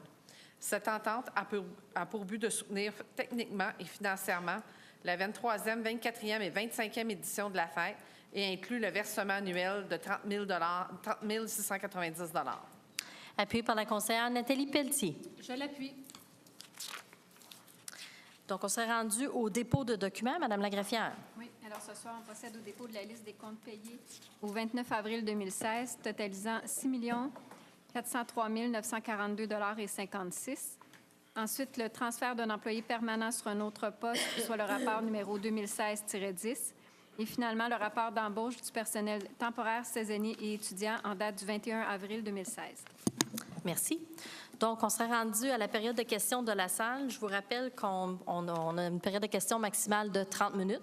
Je vous demanderai de vous identifier pour faciliter la prise de notes, puis d'essayer d'être synthèse pour permettre à plus de gens possible d'intervenir. Merci. Bonsoir, Madame la mairesse. Bonsoir, tout le monde. Monsieur, moi, juste vous nommer pour la prise de notes. Mon nom, c'est Robert-Pierre Monnier. Merci. Je suis citoyen de Sainte-Catherine-de-Hatley et évidemment, ce qui m'amène au micro ce soir, c'est toute l'histoire entourant l'entrée principale de la ville de Magog. J'y suis ici à peu près tous les jours. Et aujourd'hui, quand on ouvre la télévision, quand on ouvre un poste de radio, on se désole beaucoup de voir, à coups de bombardements, à coups d'inondations énormes, de glissements de terrain épouvantables, la destruction du patrimoine à travers le monde, des guerres impitoyables, des gens qui meurent sous des murs écroulés partout. Ici, au Québec, la dernière guerre qu'on a eue date de 1837. On n'a jamais eu de guerre depuis. On n'a pas eu de tremblement de terre. vraiment important, particulièrement en Estrie. On n'a rien de ça. On est un pays riche, en principe. On a tout ce qu'il faut. On a de l'espace pour construire à gauche, à droite, selon les règles. Et moindrement qu'il se présente un projet actuellement, dans l'entrée principale, la seule entrée principale de la ville de Magog, qui ne ressemble pas encore à toutes les entrées principales de tellement de villes à travers le Québec, des espèces de boulevards Tachereau en n'en pu finir. Voilà qu'un promoteur se pointe, propose un projet qui va servir de point de départ, à mon avis, c'est mon avis, à plusieurs autres projets qui vont avoir bénéficié de toutes les dérogations que vous avez accordées à ce promoteur-là et jeter dans l'ombre tout un paysage derrière ces murs-là qui vont s'additionner, c'est sûr, sur une période de 10 ou 15 ans. Il va y avoir entre ce qu'on appelait jadis la maison Tourigny jusqu'au Moulinier, tout cet espace-là qui avait encore un caractère patrimonial intéressant, avec du potentiel, avec des petites résidences, va s'ériger un mur de bâtiments à 16, 17, 18 mètres de haut. Pourquoi pas? Il y en a un qui l'a demandé, les autres vont le demander, puis ils vont l'obtenir. Il y a un précédent qui est créé actuellement. Et le bâtiment qu'on est en train de construire, je ne suis pas là pour en faire la critique architecturale, ce n'est pas là mon opinion. Il va y avoir toutes sortes de projets, de toutes sortes de signatures architecturales qui vont s'installer, qui vont s'inscrire dans cette baie-là. Cette baie-là, elle a été dégagée au fil des ans par des gens de Magog, des environs, etc., pour pouvoir avoir vraiment une vue incroyable sur le lac, de pouvoir faire fusionner la 112 et la 108 pour dégager toute cette baie-là, pour permettre à des résidents qui étaient autour de pouvoir avoir enfin des véritables vues sur cet espace-là. Et on ne se le cache pas, là, ce projet-là va vraiment servir de déclencheur. S'il y a quelques années, vous avez refusé au Moulinier d'ajouter 2 étages au-dessus de son bâtiment, aujourd'hui, il serait bienvenu, ou vous seriez bien malvenu de lui dire « non, ce n'est pas possible ». Ce genre de bâtiment-là va venir créer, à mon avis à moi, un boulevard Tachereau dans l'entrée de Magog, la seule qui n'en avait pas. Alors, évidemment, moi, je me suis joint au collectif. C'est vraiment un questionnement que je pose plutôt qu'une question. Au mois de novembre, quand j'ai vu qu'on allait détruire une maison patrimoniale, habitée jadis par un monsieur Tourigny. Monsieur Tourigny, ce n'est pas n'importe qui dans l'histoire du Québec et l'histoire de l'Estrie. Les premiers Canadiens français qui ont eu le droit de s'installer à l'intérieur des municipalités de l'Estrie, ça date de 1870, 65, 70, 80, alors que le territoire est occupé par des Anglo-Saxons et les Canadiens français n'avaient pas le droit de s'installer dans ces environnements-là. Monsieur Tourigny, en devenant propriétaire de cette maison-là, est devenu un des premiers Canadiens français à pouvoir occuper la zone urbaine de Magog. Alors, ce n'est pas juste une maison qu'on a détruite, là. On a détruit l'incarnation même d'un personnage qui nous donnait pour la première fois aux Canadiens français le droit de s'inscrire dans l'urbanité de l'Estrie. C'était interdit ou impossible avant. Je demanderais de... Vous avez droit à 5 minutes, là, vous êtes en vous débordez. Pouvez me mettre dehors quand vous voulez. Non, je ne veux pas vous mettre dehors. J'en aurais je veux pour vous une heure. répondre. Alors, évidemment, toute cette interrogation-là, puis les dérogations qui ont été accordées, ont fait en sorte que nous, on a voulu laisser quand même un legs. Donc, on a produit ici un mémoire. À la demande du ministre de la Culture, M. Fortin, qui malheureusement a été contraint de ne pas pouvoir se présenter. Il était malade. C'était le député, le représentant de l'Estrie, Monsieur Paradis, qui devait nous accueillir, puis finalement, il s'est désisté.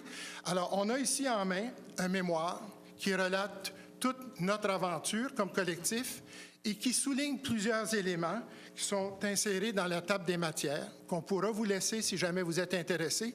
Il y a plusieurs éléments là-dedans qui soulignent toutes sortes d'éléments auxquels on a été confrontés.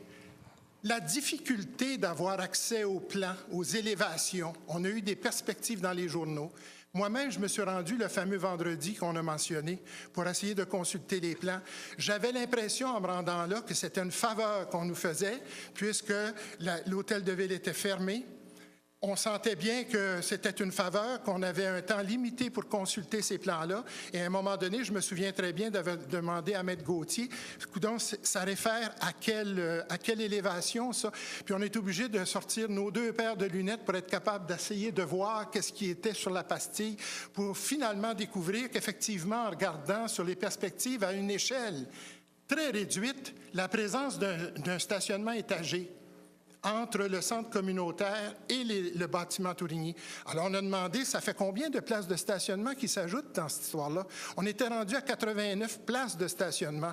Puis là, on a fait un décompte un peu plus tranquille ici. Là, on a additionné 93 voitures de plus qui vont s'installer sur cet îlot-là. Alors là, on s'est demandé, si la MRC, à l'époque, on l'avait consultée, on avait demandé, est-ce que vous avez fait faire une étude de la circulation, étant donné que, bon, il va y avoir probablement une affluence de circulation. C'est leur devoir à la MRC d'y voir à ça. Ils ont l'obligation, à un moment donné, d'interroger la municipalité là-dessus. Il n'y avait pas d'étude de circulation, puisqu'à l'époque du premier projet, ces stationnements-là n'existaient pas sur les plans. Ils sont apparus récemment. Donc là, on a commencé à totaliser ça. On s'est dit, s'il y a 93 voitures qui sortent, qui viennent de ce îlot-là, il va falloir qu'à un moment donné, la MRC en tienne compte que vous avez ou non l'obligation de présenter ce projet-là. Je vous demanderai de... C'est terminé. Parfait. Vous nous laisserez une copie du mémoire, qu'on puisse le lire. Vous pouvez le laisser à la greffière. Mais là, on a peu de sous, là. Moi, j'en ai une copie. On a fait imprimer une dizaine de copies parce que c'était ça qui était convenu avec le ministre. La seule chose qu'on a fait ce soir, c'est qu'on a fait quelques copies de la table des matières pour qu'on puisse être capable au moins de le distribuer. Okay. Que les gens Bien, vous m'avez demandé si on en voulait une copie. La réponse, c'est oui. On aimerait ça le lire. Fait qu'envoyez-nous-le électroniquement. Le PDF, oui. Parfait. Avec ça. Ça va être bon comme ça. Merci beaucoup. Je répondrai à vos questions tout à l'heure. Louise Gagné, toujours en relation avec ce mémoire, je pense que c'est important parce qu'il y a des recommandations qui concernent particulièrement la municipalité. Et je voulais vous savoir, eu égard à ces aspects qui vous concernent, comment vous allez réagir. Donc, publiquement, on va demander qu'il se crée ici même à Magog une commission du patrimoine, une commission qui soit autonome, qui permette à la municipalité, parce que vous avez plus de 150 bâtiments ici qui ont diverses valeurs patrimoniales. Et quand il y a des questions qui sont posées soit à l'égard de ces bâtiments, mais soit aussi à l'égard du patrimoine immatériel, parce qu'on a ici d'excellents points de vue, on a toutes sortes de réalités historiques et des beautés qu'on voudrait conserver. Il faudrait qu'il y ait des gens des gens compétents, qui puissent les traiter, les considérer et vous donner des conseils. Ça, c'est une de vos recommandations dans le mémoire. Exactement. C'est la première et c'est la plus importante en ce qui vous concerne. Une autre qui vous concerne... Mais vous savez qu'on a déjà une commission culture-nature qui se penche sur le patrimoine et on a déjà des gens qui ont été embauchés pour ça. On parle d'une commission autonome. OK. Donc, c'est autre chose, là. À l'extérieur de la municipalité. Non, qui peut être en lien avec la municipalité, mais qui donne des avis qui sont autonomes. Ce ne sont pas des gens payés par vous. Autre chose, on pense qu'il faut aussi que cette commission-là ait un rôle à jouer parce que le mémoire, il s'adresse à la province de Québec, là. Il s'adresse au ministère de la Culture. Il faut donc articuler les relations entre ces commissions qu'on appelle locales et le ministère de la Culture qui va avoir une fonction plus grande. Donc, là-dessus, on se demande si ce n'est pas utile que vous, municipalité, vous vous prononciez là-dessus.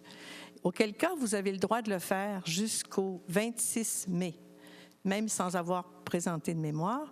Et on souhaiterait que la ville de Magog se prononce là-dessus. Bien, si on peut recevoir la mémoire rapidement, c'est quelque chose qui peut être discuté en commission.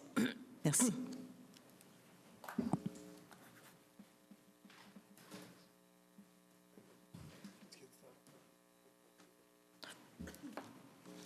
Bonsoir.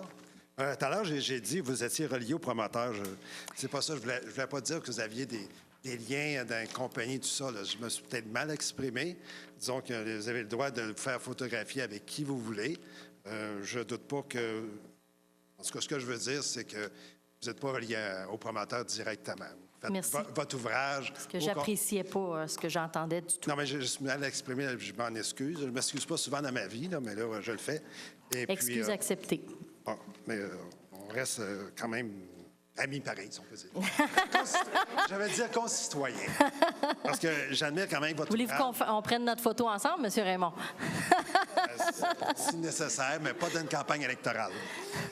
Ce que je veux dire, c'est parce que j'ai quand même apprécié votre travail à la place du Moulinier. Vous étiez au début de votre mandat, et puis là, on parlait du 4 étages. Ça semblait, l'ancien conseil de ville, il y en a qui étaient là dans ce temps-là, il était en faveur du 4e étage. Bon, finalement, vous étiez embarqué là-dedans, puis le conseil de ville a accordé finalement un PPCMOI, là. PPCMOI, oui. Un PPCMOI, vous avez réduit la superficie de construction, tout ça. Moi, j'avais bien aimé ça, votre ouvrage, à ce moment-là, et j'avais présumé que les 4e étages dans ce secteur-là, c'en était terminé.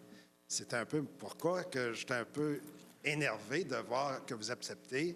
Bien, quand je dis vous, votez pas, vous êtes le conseil de ville. Oui. Bon, là, il y en a 10, là. Bon, vous ne votez pas souvent là-dessus, mais vous représentez un peu le conseil de ville. C'est pour ça que je parle à vous, mais dans le fond, je parle aussi au conseil de ville, à tous ceux qui ont voté là-dessus. C'est pour ça que quand on parle du futur, là, le passé est garant du futur, mais là, les 4e étages, ce secteur-là, c'est un secteur qui est appelé à se développer. On le sait, c'est abandonné, les terrains vacants, tout ça. Fait que permettre à un, pas le permettre à l'autre, vous savez, les promoteurs vont dire c'est bon pour lui, ça doit être bon pour moi. Fait que c'est un peu pour ça que ça me désole de voir que vous aviez accepté ça. Je dis vous, le conseil de ville plutôt, là, ait accepté un 4e étage. Je vais y répondre tantôt parce que monsieur avant vous aussi a parlé du précédent. Fait que j'ai pris plein de notes. Tantôt, je vais répondre à tout ça. OK, puis là, je vais juste finir sur ma deuxième question. C'est, vous avez parlé d'une servitude pour le stationnement. Est-ce que c'est ça? Oui. Bon. La servitude pour le stationnement, est-ce que c'est pour combien d'espace et est-ce que c'est pour une limite de temps ou c'est à perpétuité? La servitude de ce soir, c'est pour la période de construction. Mais je vais laisser mettre parce qu'il y a bien des petites affaires, là. Il y a plusieurs servitudes. En fait, là, quand on parle de servitude pour le stationnement, on leur permet d'utiliser la même entrée commune que le centre communautaire pour accéder au stationnement étagé. Il y a une partie de terrain que la Ville vend pour compléter le stationnement. Comme on se trouve à perdre des espaces de stationnement dans le réaménagement pour la circulation des camions de vidange, nous, on acquiert par servitude 7 espaces de stationnement qui sont sur les plans. Quand on parlait de 93 espaces de stationnement, il y en a 7 qui vont être cédés, si on veut, pas cédés, mais la Ville va détenir une servitude pour utiliser ces 7 espaces de stationnement-là en tout temps, là, pas seulement le soir, là, mais en permanence. Ça va être des espaces supplémentaires pour le centre communautaire, à même le stationnement là, de l'îlot Tourigny. On a des... Après ça, les autres servitudes touchent plus, je pense, les bacs à ordures. Oui, parce qu'on partage les bacs à ordures. Oui, il y a des servitudes d'empiètement, parce qu'évidemment, le mur de soutènement du stationnement est à la ligne de l'eau, mais les empattements, si on veut, qui sont souterrains, vont empiéter du côté de la Ville. Alors, nous, on cède des servitudes à cet effet-là. On appelle ça le fond servant puis le fond dominant. Oui, exactement. C'est ça un terme de construction. C'est parce que quand il y a eu la présentation du promoteur, il disait que la fin de semaine ou quand les gens seraient partis, qu'ils cédaient, pas cédaient, mais pour donner une servitude ou un quelconque usage à la Ville de Magog. Moi, mon questionnement, c'est est-ce que ça marche encore? Combien d'espace? Et est-ce que c'était à perpétuité? Ça fonctionne encore? Est-ce que c'est à perpétuité dans l'entente? Oui. Ça aussi, mais c'est seulement les soirs. Soir et week-end. Soir, fin de semaine, jour férié. On n'est pas revenu sur ces conditions-là de la première entente, mais on est venu rajouter l'utilisation de 7 espaces, mais ceux-là en tout temps, jour, soir, fin de semaine, là, en tout temps pour la Ville. Mais en plus, il y a les espaces de stationnement qu'on avait déjà conclus dans l'entente initiale. Ça reste pareil? Ça reste, ça demeure. Ça va être à perpétuité, c'est ça? Oui, c'est une servitude, en fait, là, qui est octroyé en faveur de la ville. Bon, merci. Bonsoir. On pourrait prendre encore 2 questions. Bonjour. J'ai une question qui vient du fait qu'on a souvent dit que l'édifice qui va être construit se situe dans une zone commerciale. Oui. Bon, on comprend que commercial, le restaurant va être commercial. Sauf qu'on a voulu vérifier jusqu'à quel point les TIC pouvaient être considérés comme une utilisation commerciale. On s'était adressé au ministère de l'Économie, de l'Innovation et des Exportations, qui, eux, nous confirment que les TIC constituent une industrie au même titre que d'autres industries. Et là-dedans, il y a différentes volets. Il y a des industries d'éthique qui fabriquent des ordinateurs, il y a des rebuts, il y a de l'entreposage. Il y en a d'autres qui c'est plus recherche et développement et travail intellectuel. Moi, ma question, c'est comment allez-vous faire pour émettre un permis de construction dans une zone qui ne permet pas les industries sans modifier cette zone-là? En fait, nous, on gère les usages, OK? Je comprends ce que vous avez vérifié parce que si on regarde, par exemple, la loi qui nous permet de donner des crédits de taxes, par exemple, quand il définit un certain nombre d'industries, les TIC sont là-dedans. Je comprends ce que vous dites dans la façon de catégorie les entreprises, mais nous, on gère des usages. Et ce qu'on permet ici, ce qui est permis ici, c'est des usages bureaux. Et comme tout le centre-ville, le premier plancher doit être du commercial, puis après ça, c'est des espaces bureaux. Donc, c'est pas de la production comme... Ça, je le sais. Mais pourquoi vous n'avez pas modifié le règlement du zonage? Parce que le zonage le permet déjà. Non, le zonage ne permet pas d'usage industriel. Il permet l'usage bureau, place d'affaires, services professionnels. Là, je n'ai pas tout le détail, mais il le permet. En tout cas, nous, on va questionner si vous émettez un permis de construction, on va le questionner parce que il nous semble que vous auriez dû modifier le zonage si vous voulez émettre un permis de construction dans cette zone-là. Pour le reste, je vous entends, mais on n'est pas d'accord sur la définition. Donc, je peux prendre une dernière question. Est-ce qu'il y en a qui voudraient parler d'autre chose ce soir, là, qui n'osent pas venir au micro? Non? OK, on peut prendre une dernière question. Ça va? Donc, on va y aller avec le tour de table. Ah non, avant, je vais répondre, c'est vrai. J'ai pris plein de notes là, parce que je veux vous répondre. Mais je vais commencer par dire ceci. Parce que je suis une femme de conviction puis que j'ai défendu beaucoup de dossiers dans ma vie, je sais... Puis je l'ai déjà dit, là, j'ai quand même beaucoup d'admiration pour les gens qui défendent leurs convictions. Puis je suis persuadée que quand vous prenez le micro par rapport à l'îlot Tourigny, par rapport à la maison Tourigny, par rapport à son histoire, c'est parce que ça vient vous chercher dans vos valeurs. Et je comprends ça tout à fait. Je souhaite que le ton demeure toujours respectueux. Il y a eu un petit peu de dérapage à soir, par contre. Et même, donc, il y a des choses ici que je vais préciser qui vont rassurer certaines personnes, mais peut-être que vous ne serez pas rassurés. Mais je pense que c'est important de le dire parce que les gens qui nous écoutent à la maison ont peut-être peur en vous entendant parler, entre autres, de précédents, de qu'est-ce qui va arriver, de grands murs jusqu'au lac.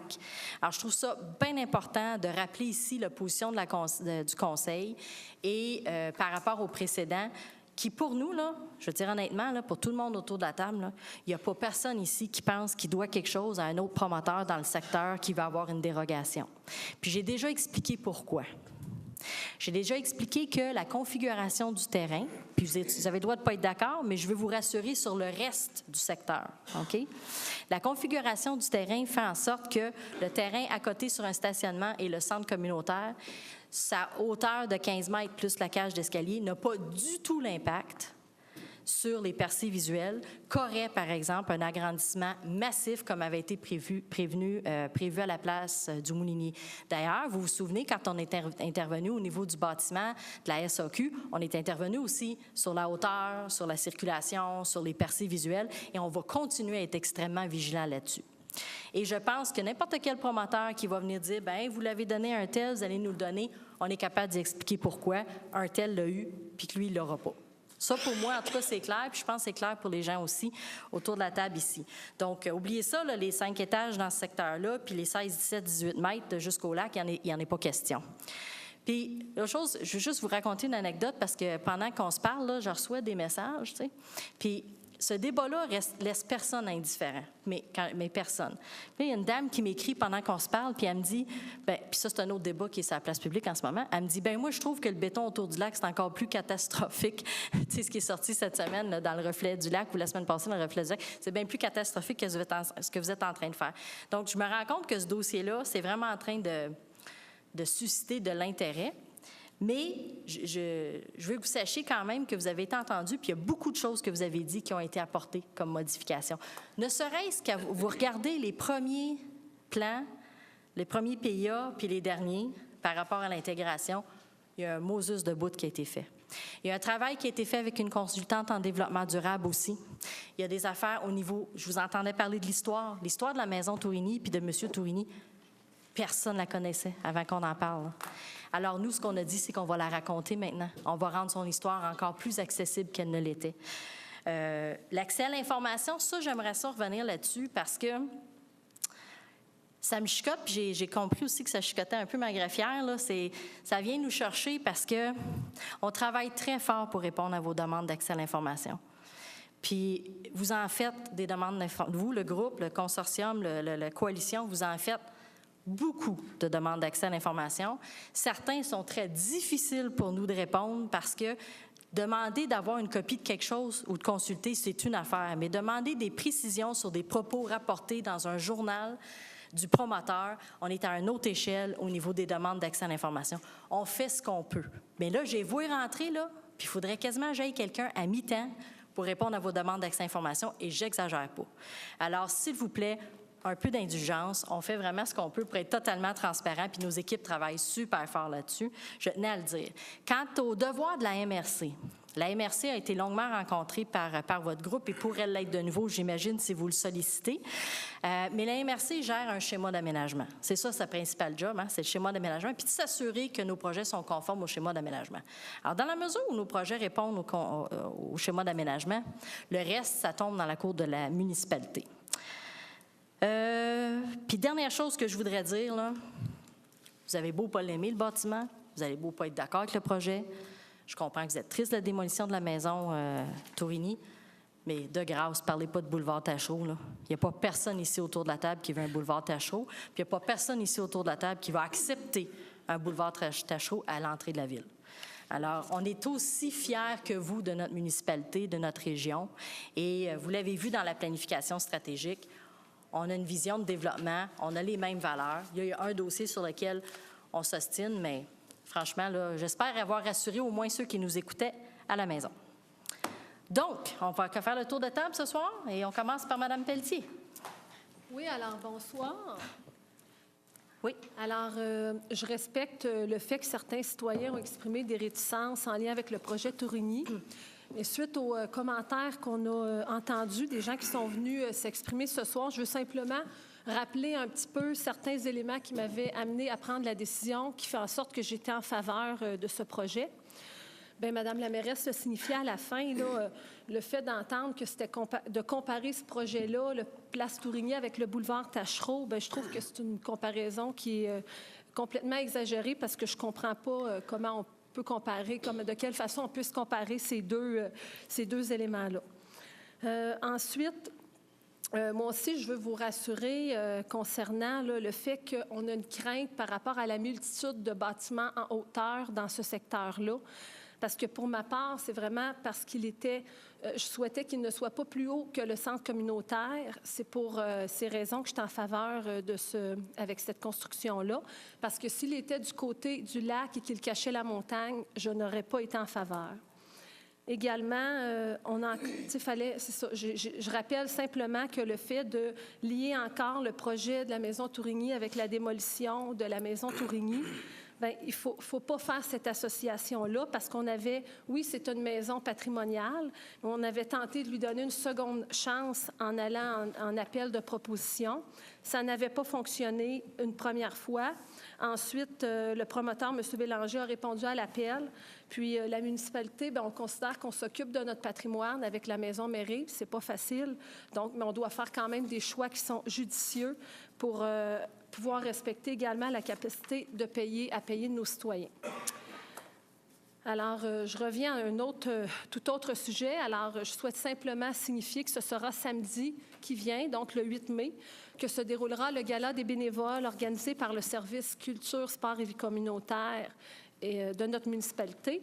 Cette superbe soirée est organisée pour remercier chaleureusement les bénévoles des différents organismes et associations. À Magog, nous sommes choyés parce que nous avons beaucoup de personnes qui s'impliquent et permettent la tenue d'une multitude d'activités, d'événements et de services à la population.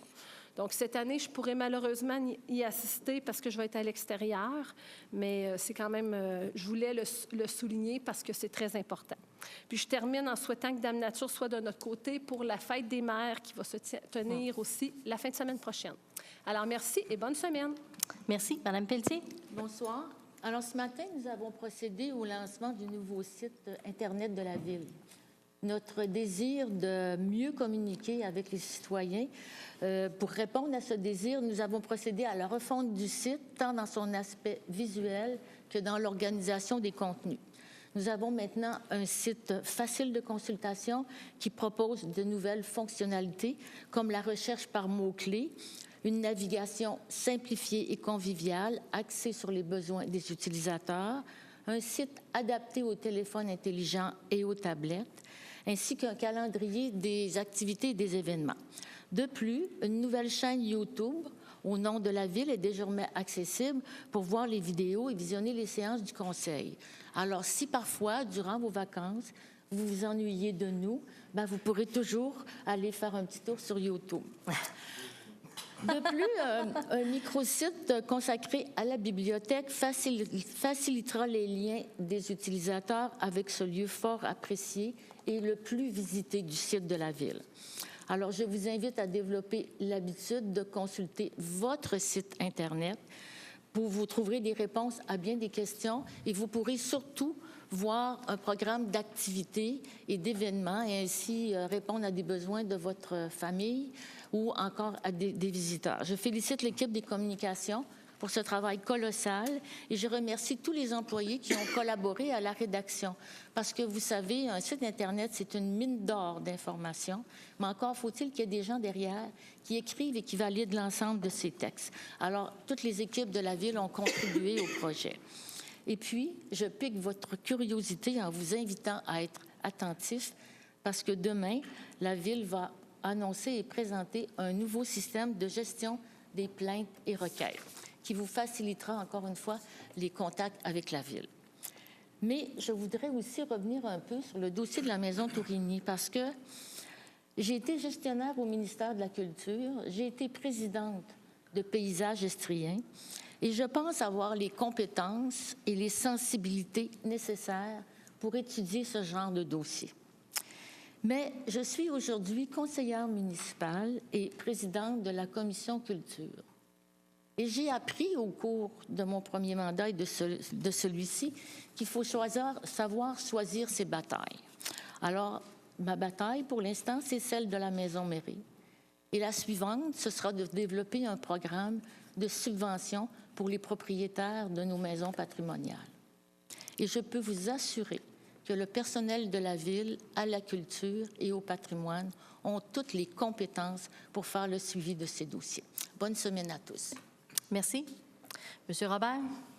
Moi, je tiens à dire aux citoyens qu'on a commencé la démarche pour la ville Mada. On a eu une première rencontre au mois d'avril. Le comité devrait être formé sous peu, qu'on devrait avoir des nouvelles. Fait que ça a commencé, c'est de l'avant. L'autre chose, je voudrais féliciter les employés de la ville pour l'éco-centre. Les gens qui m'en parlent ne font que me dire du positif, de comment c'est fonctionnel d'aller là, que c'est vraiment plaisant d'aller là. L'autre chose, j'aimerais ça répondre à M. Théroux qu'autour de la table, à ce que je cherche depuis que je suis ici, c'est arrivé un dossier que les gens ne pouvaient pas être tout de même au courant le reste du temps. Notre devoir de conseiller, c'est de prendre un vote en ayant lu nos dossiers, en connaissant nos dossiers, M. Théroux. Fait que la question que vous avez posée tout à l'heure, les conseillers sont supposés être au courant de tous les dossiers pour prendre le vote. Puis l'autre chose, moi, je dirais aux gens de Sauvons la Maison Tourigny, participer à sauver la Maison Murray, puis ça va faire avancer la ville. Sur ça, bonne soirée à tous. Merci. Monsieur Lamontagne? Bonsoir tout le monde.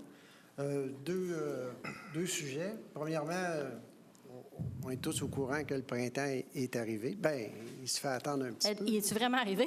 Il se fait attendre un petit peu. Mais je peux vous dire qu'au niveau de la signalisation de la ville, puis au niveau des plaintes pour la vitesse d'un secteur, on a commencé à en avoir. Fait que c'est bon signe. Ça veut dire que ça se réchauffe. C'est que à l'automne passé, à la Commission de l'aménagement du territoire, on avait établi la façon de procéder. Il faut que vous vous adressiez directement aux policiers, à la régie de police. C'est de cette façon que nous sommes donnés comme entente entre la ville et la régie. En premier, les policiers vont se rendre sur les secteurs où il y a des plaintes. Puis s'il y a bel et bien problème de vitesse, bien, à partir de là, s'ils constatent un problème de vitesse ou de manque de signalisation, quelque chose, ils vont nous aviser.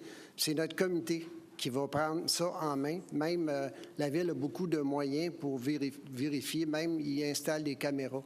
Fait que c'est sûr que... Mais souvent, les rues sont pas larges, puis... Tu sais, quand on s'imagine, ça fait beaucoup de bruit, puis on s'imagine quand les fenêtres sont ouvertes, ça fait du bruit, puis on s'imagine que des fois, ça va un peu vite.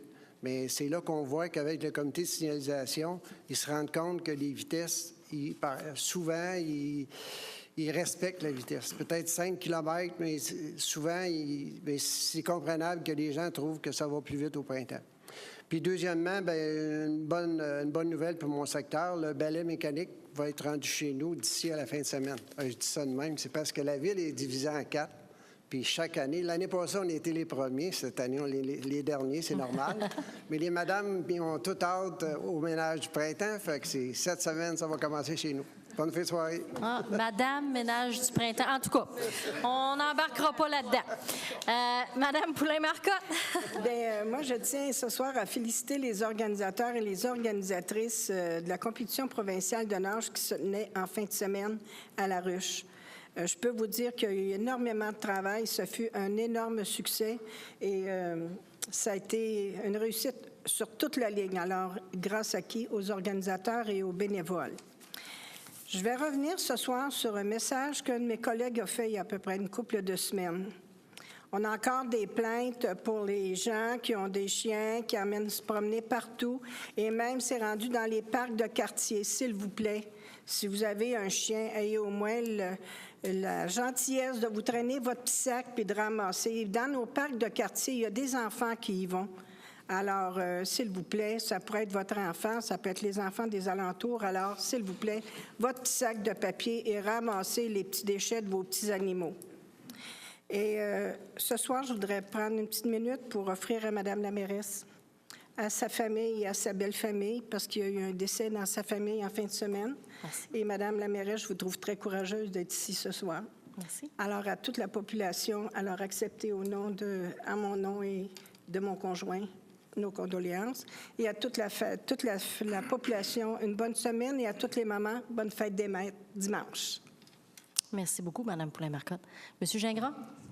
Alors, je voudrais revenir un peu sur le championnat, parce que j'ai été passablement impliqué dans dans toutes les organisations sportives. Donc, je suis passablement impliqué. Et j'en reviens pas, on avait quand même 300 nageurs qui étaient là en fin de semaine. Il y avait environ à peu près de 1500 à 2000 personnes. Il y avait 12 équipes qui provenaient un petit peu en grandeur de la province, là, donc principalement le secteur sud. Il y avait un climat là-dedans, ça ne va pas d'allure. C'est la première fois que je vois ça de ma carrière. Et même, c'est tellement bruyant parce que les équipes encouragent les nageurs. Et nous, on est rendu avec le club de natation Manfred-Mégaille. C'est un club qu'on a implanté il y a à peu près 3 ans. On est rendu quand même avec 75 à 80 nageurs, tandis que d'autres, ça fait 20 ans, 25 ans qu'ils existent. Nos gens ils ont quand même bien figuré. Je pense que c'est en 6e ou 7e position qui ont figuré en termes d'équipe. Et par contre, il y en a au-dessus de 125 bénévoles que ça a pris. Puis il y a 3 de mes confrères ici autour de la table, dont Mme la mairesse qui a eu l'expérience de vivre, c'est quoi, faire du chronométrage. Et Robert Rancourt, ainsi que Mme Denise Marcotte, là, qui... Mais pas comme non. Ouais. Fait que c'était, je pense, une très bonne expérience pour vous autres. Fait que c'est une première fois qu'on fait ça à Mégaille de cette grosseur-là. J'ai eu l'occasion de rencontrer la directrice générale de la Fédération de natation du Québec, qui est venue le dimanche après-midi. C'était plus les finales.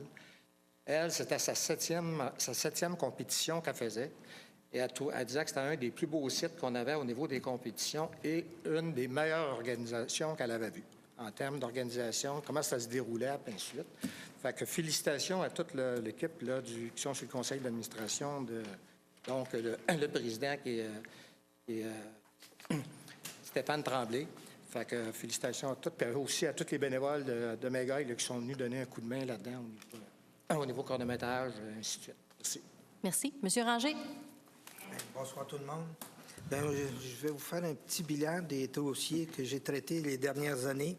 Alors, les drapeaux, les bannières pour nos commerçants, ça m'a l'air à bien aller.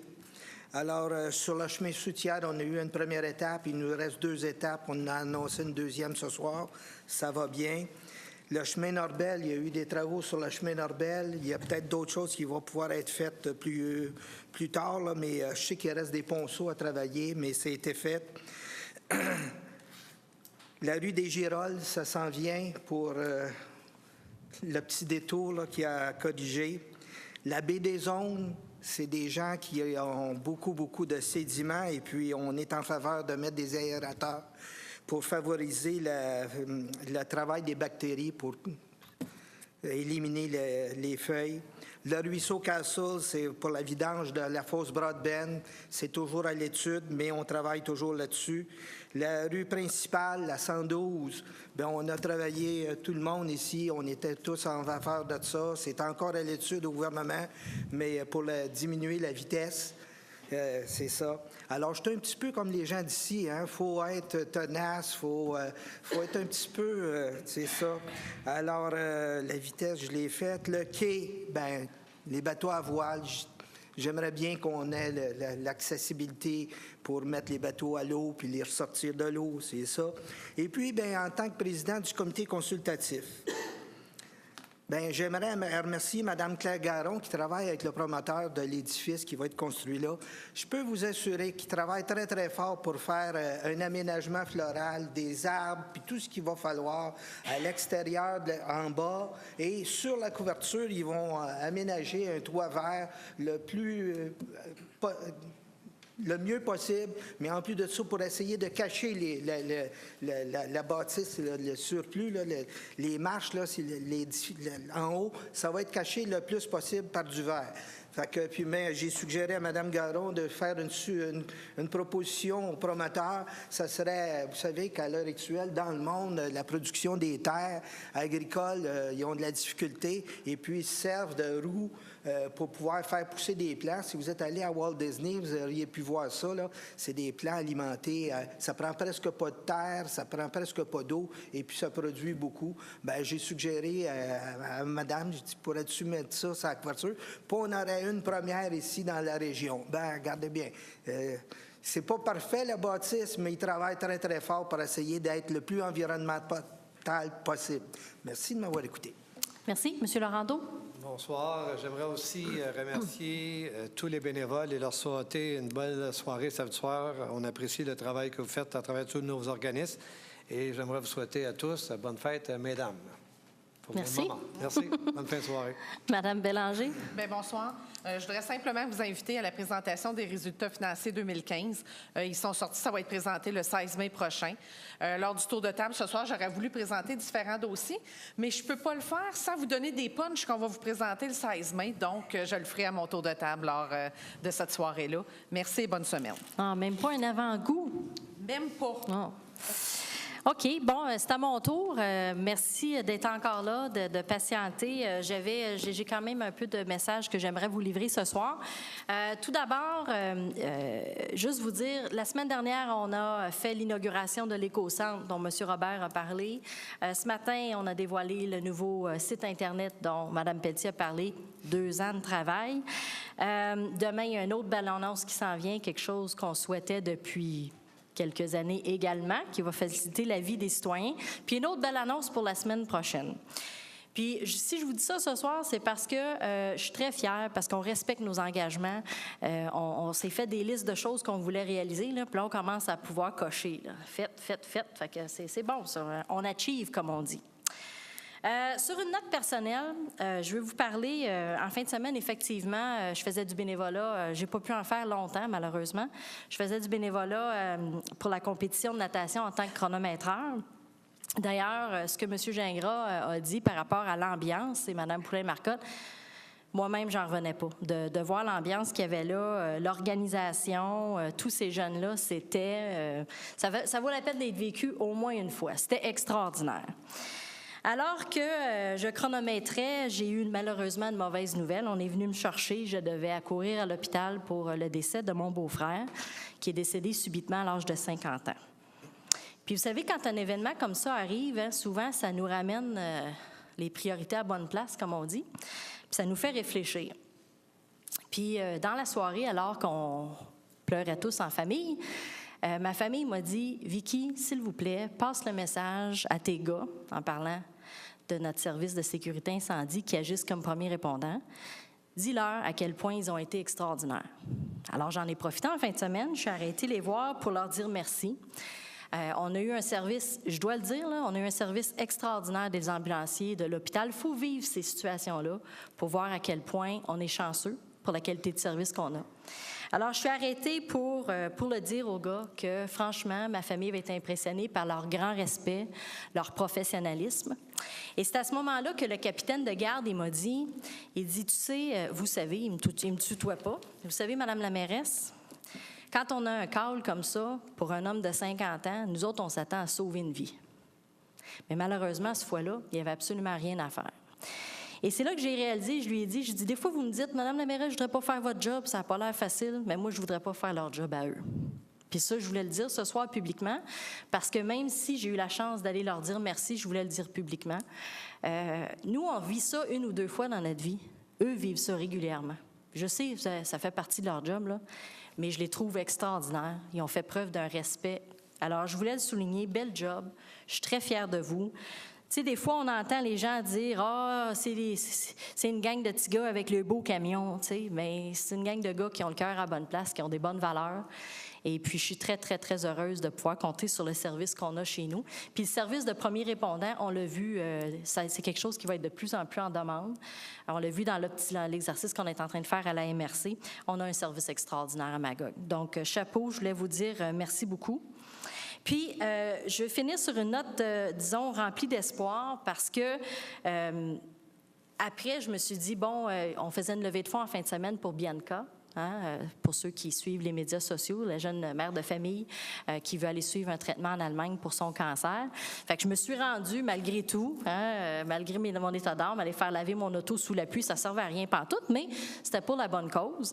Et puis, je me suis rendu compte, puis je fais le lien avec le gala des bénévoles, à quel point Magog, là, les Magogois et les Magogoises sont généreux. C'est quelque chose d'extraordinaire. Je ne sais pas où ils sont rendus avec la levée de fonds, mais je ne serais pas étonnée que bientôt l'objectif est atteint. C'est pas la première fois qu'on se mobilise en si peu de temps. Malgré des fois les contextes économiques difficiles, vous répondez toujours présent, vous êtes toujours là, puis je veux vous dire que vous êtes extraordinaire. Puis si la fête des bénévoles, c'est au moins notre façon de dire merci, on va faire continuer à poursuivre cette tradition-là 1 fois par année, parce que ça me frappe toujours à chaque fois. Puis en plus, ben comme c'était tout du monde que je connaissais qui lavait les voitures, ben ça m'a permis d'avoir des gros câlins là, pour m'aider à traverser cette période au niveau de notre deuil. Alors, merci beaucoup pour votre support à tout le monde. Puis, je vais être ici jusqu'à la fin de la semaine, c'est sûr. Alors, sans plus tarder, on pourrait procéder à la levée de l'Assemblée, proposée par le conseiller Yvon Lamontagne. L'ordre du jour étant épuisé, je propose la levée de l'Assemblée. Appuyé par la conseillère Denise Poulin-Marcotte. Je l'appuie. Merci. Bonne fin de soirée. Bon retour à la maison. Les artisans de votre télévision locale. Vous avez plusieurs raisons de les regarder. Ils sont près de vous, accessibles, uniques et dévoués. Ce qu'ils ont en commun, c'est vous accompagner, vous divertir et vous informer. Cogeco TV, c'est vous.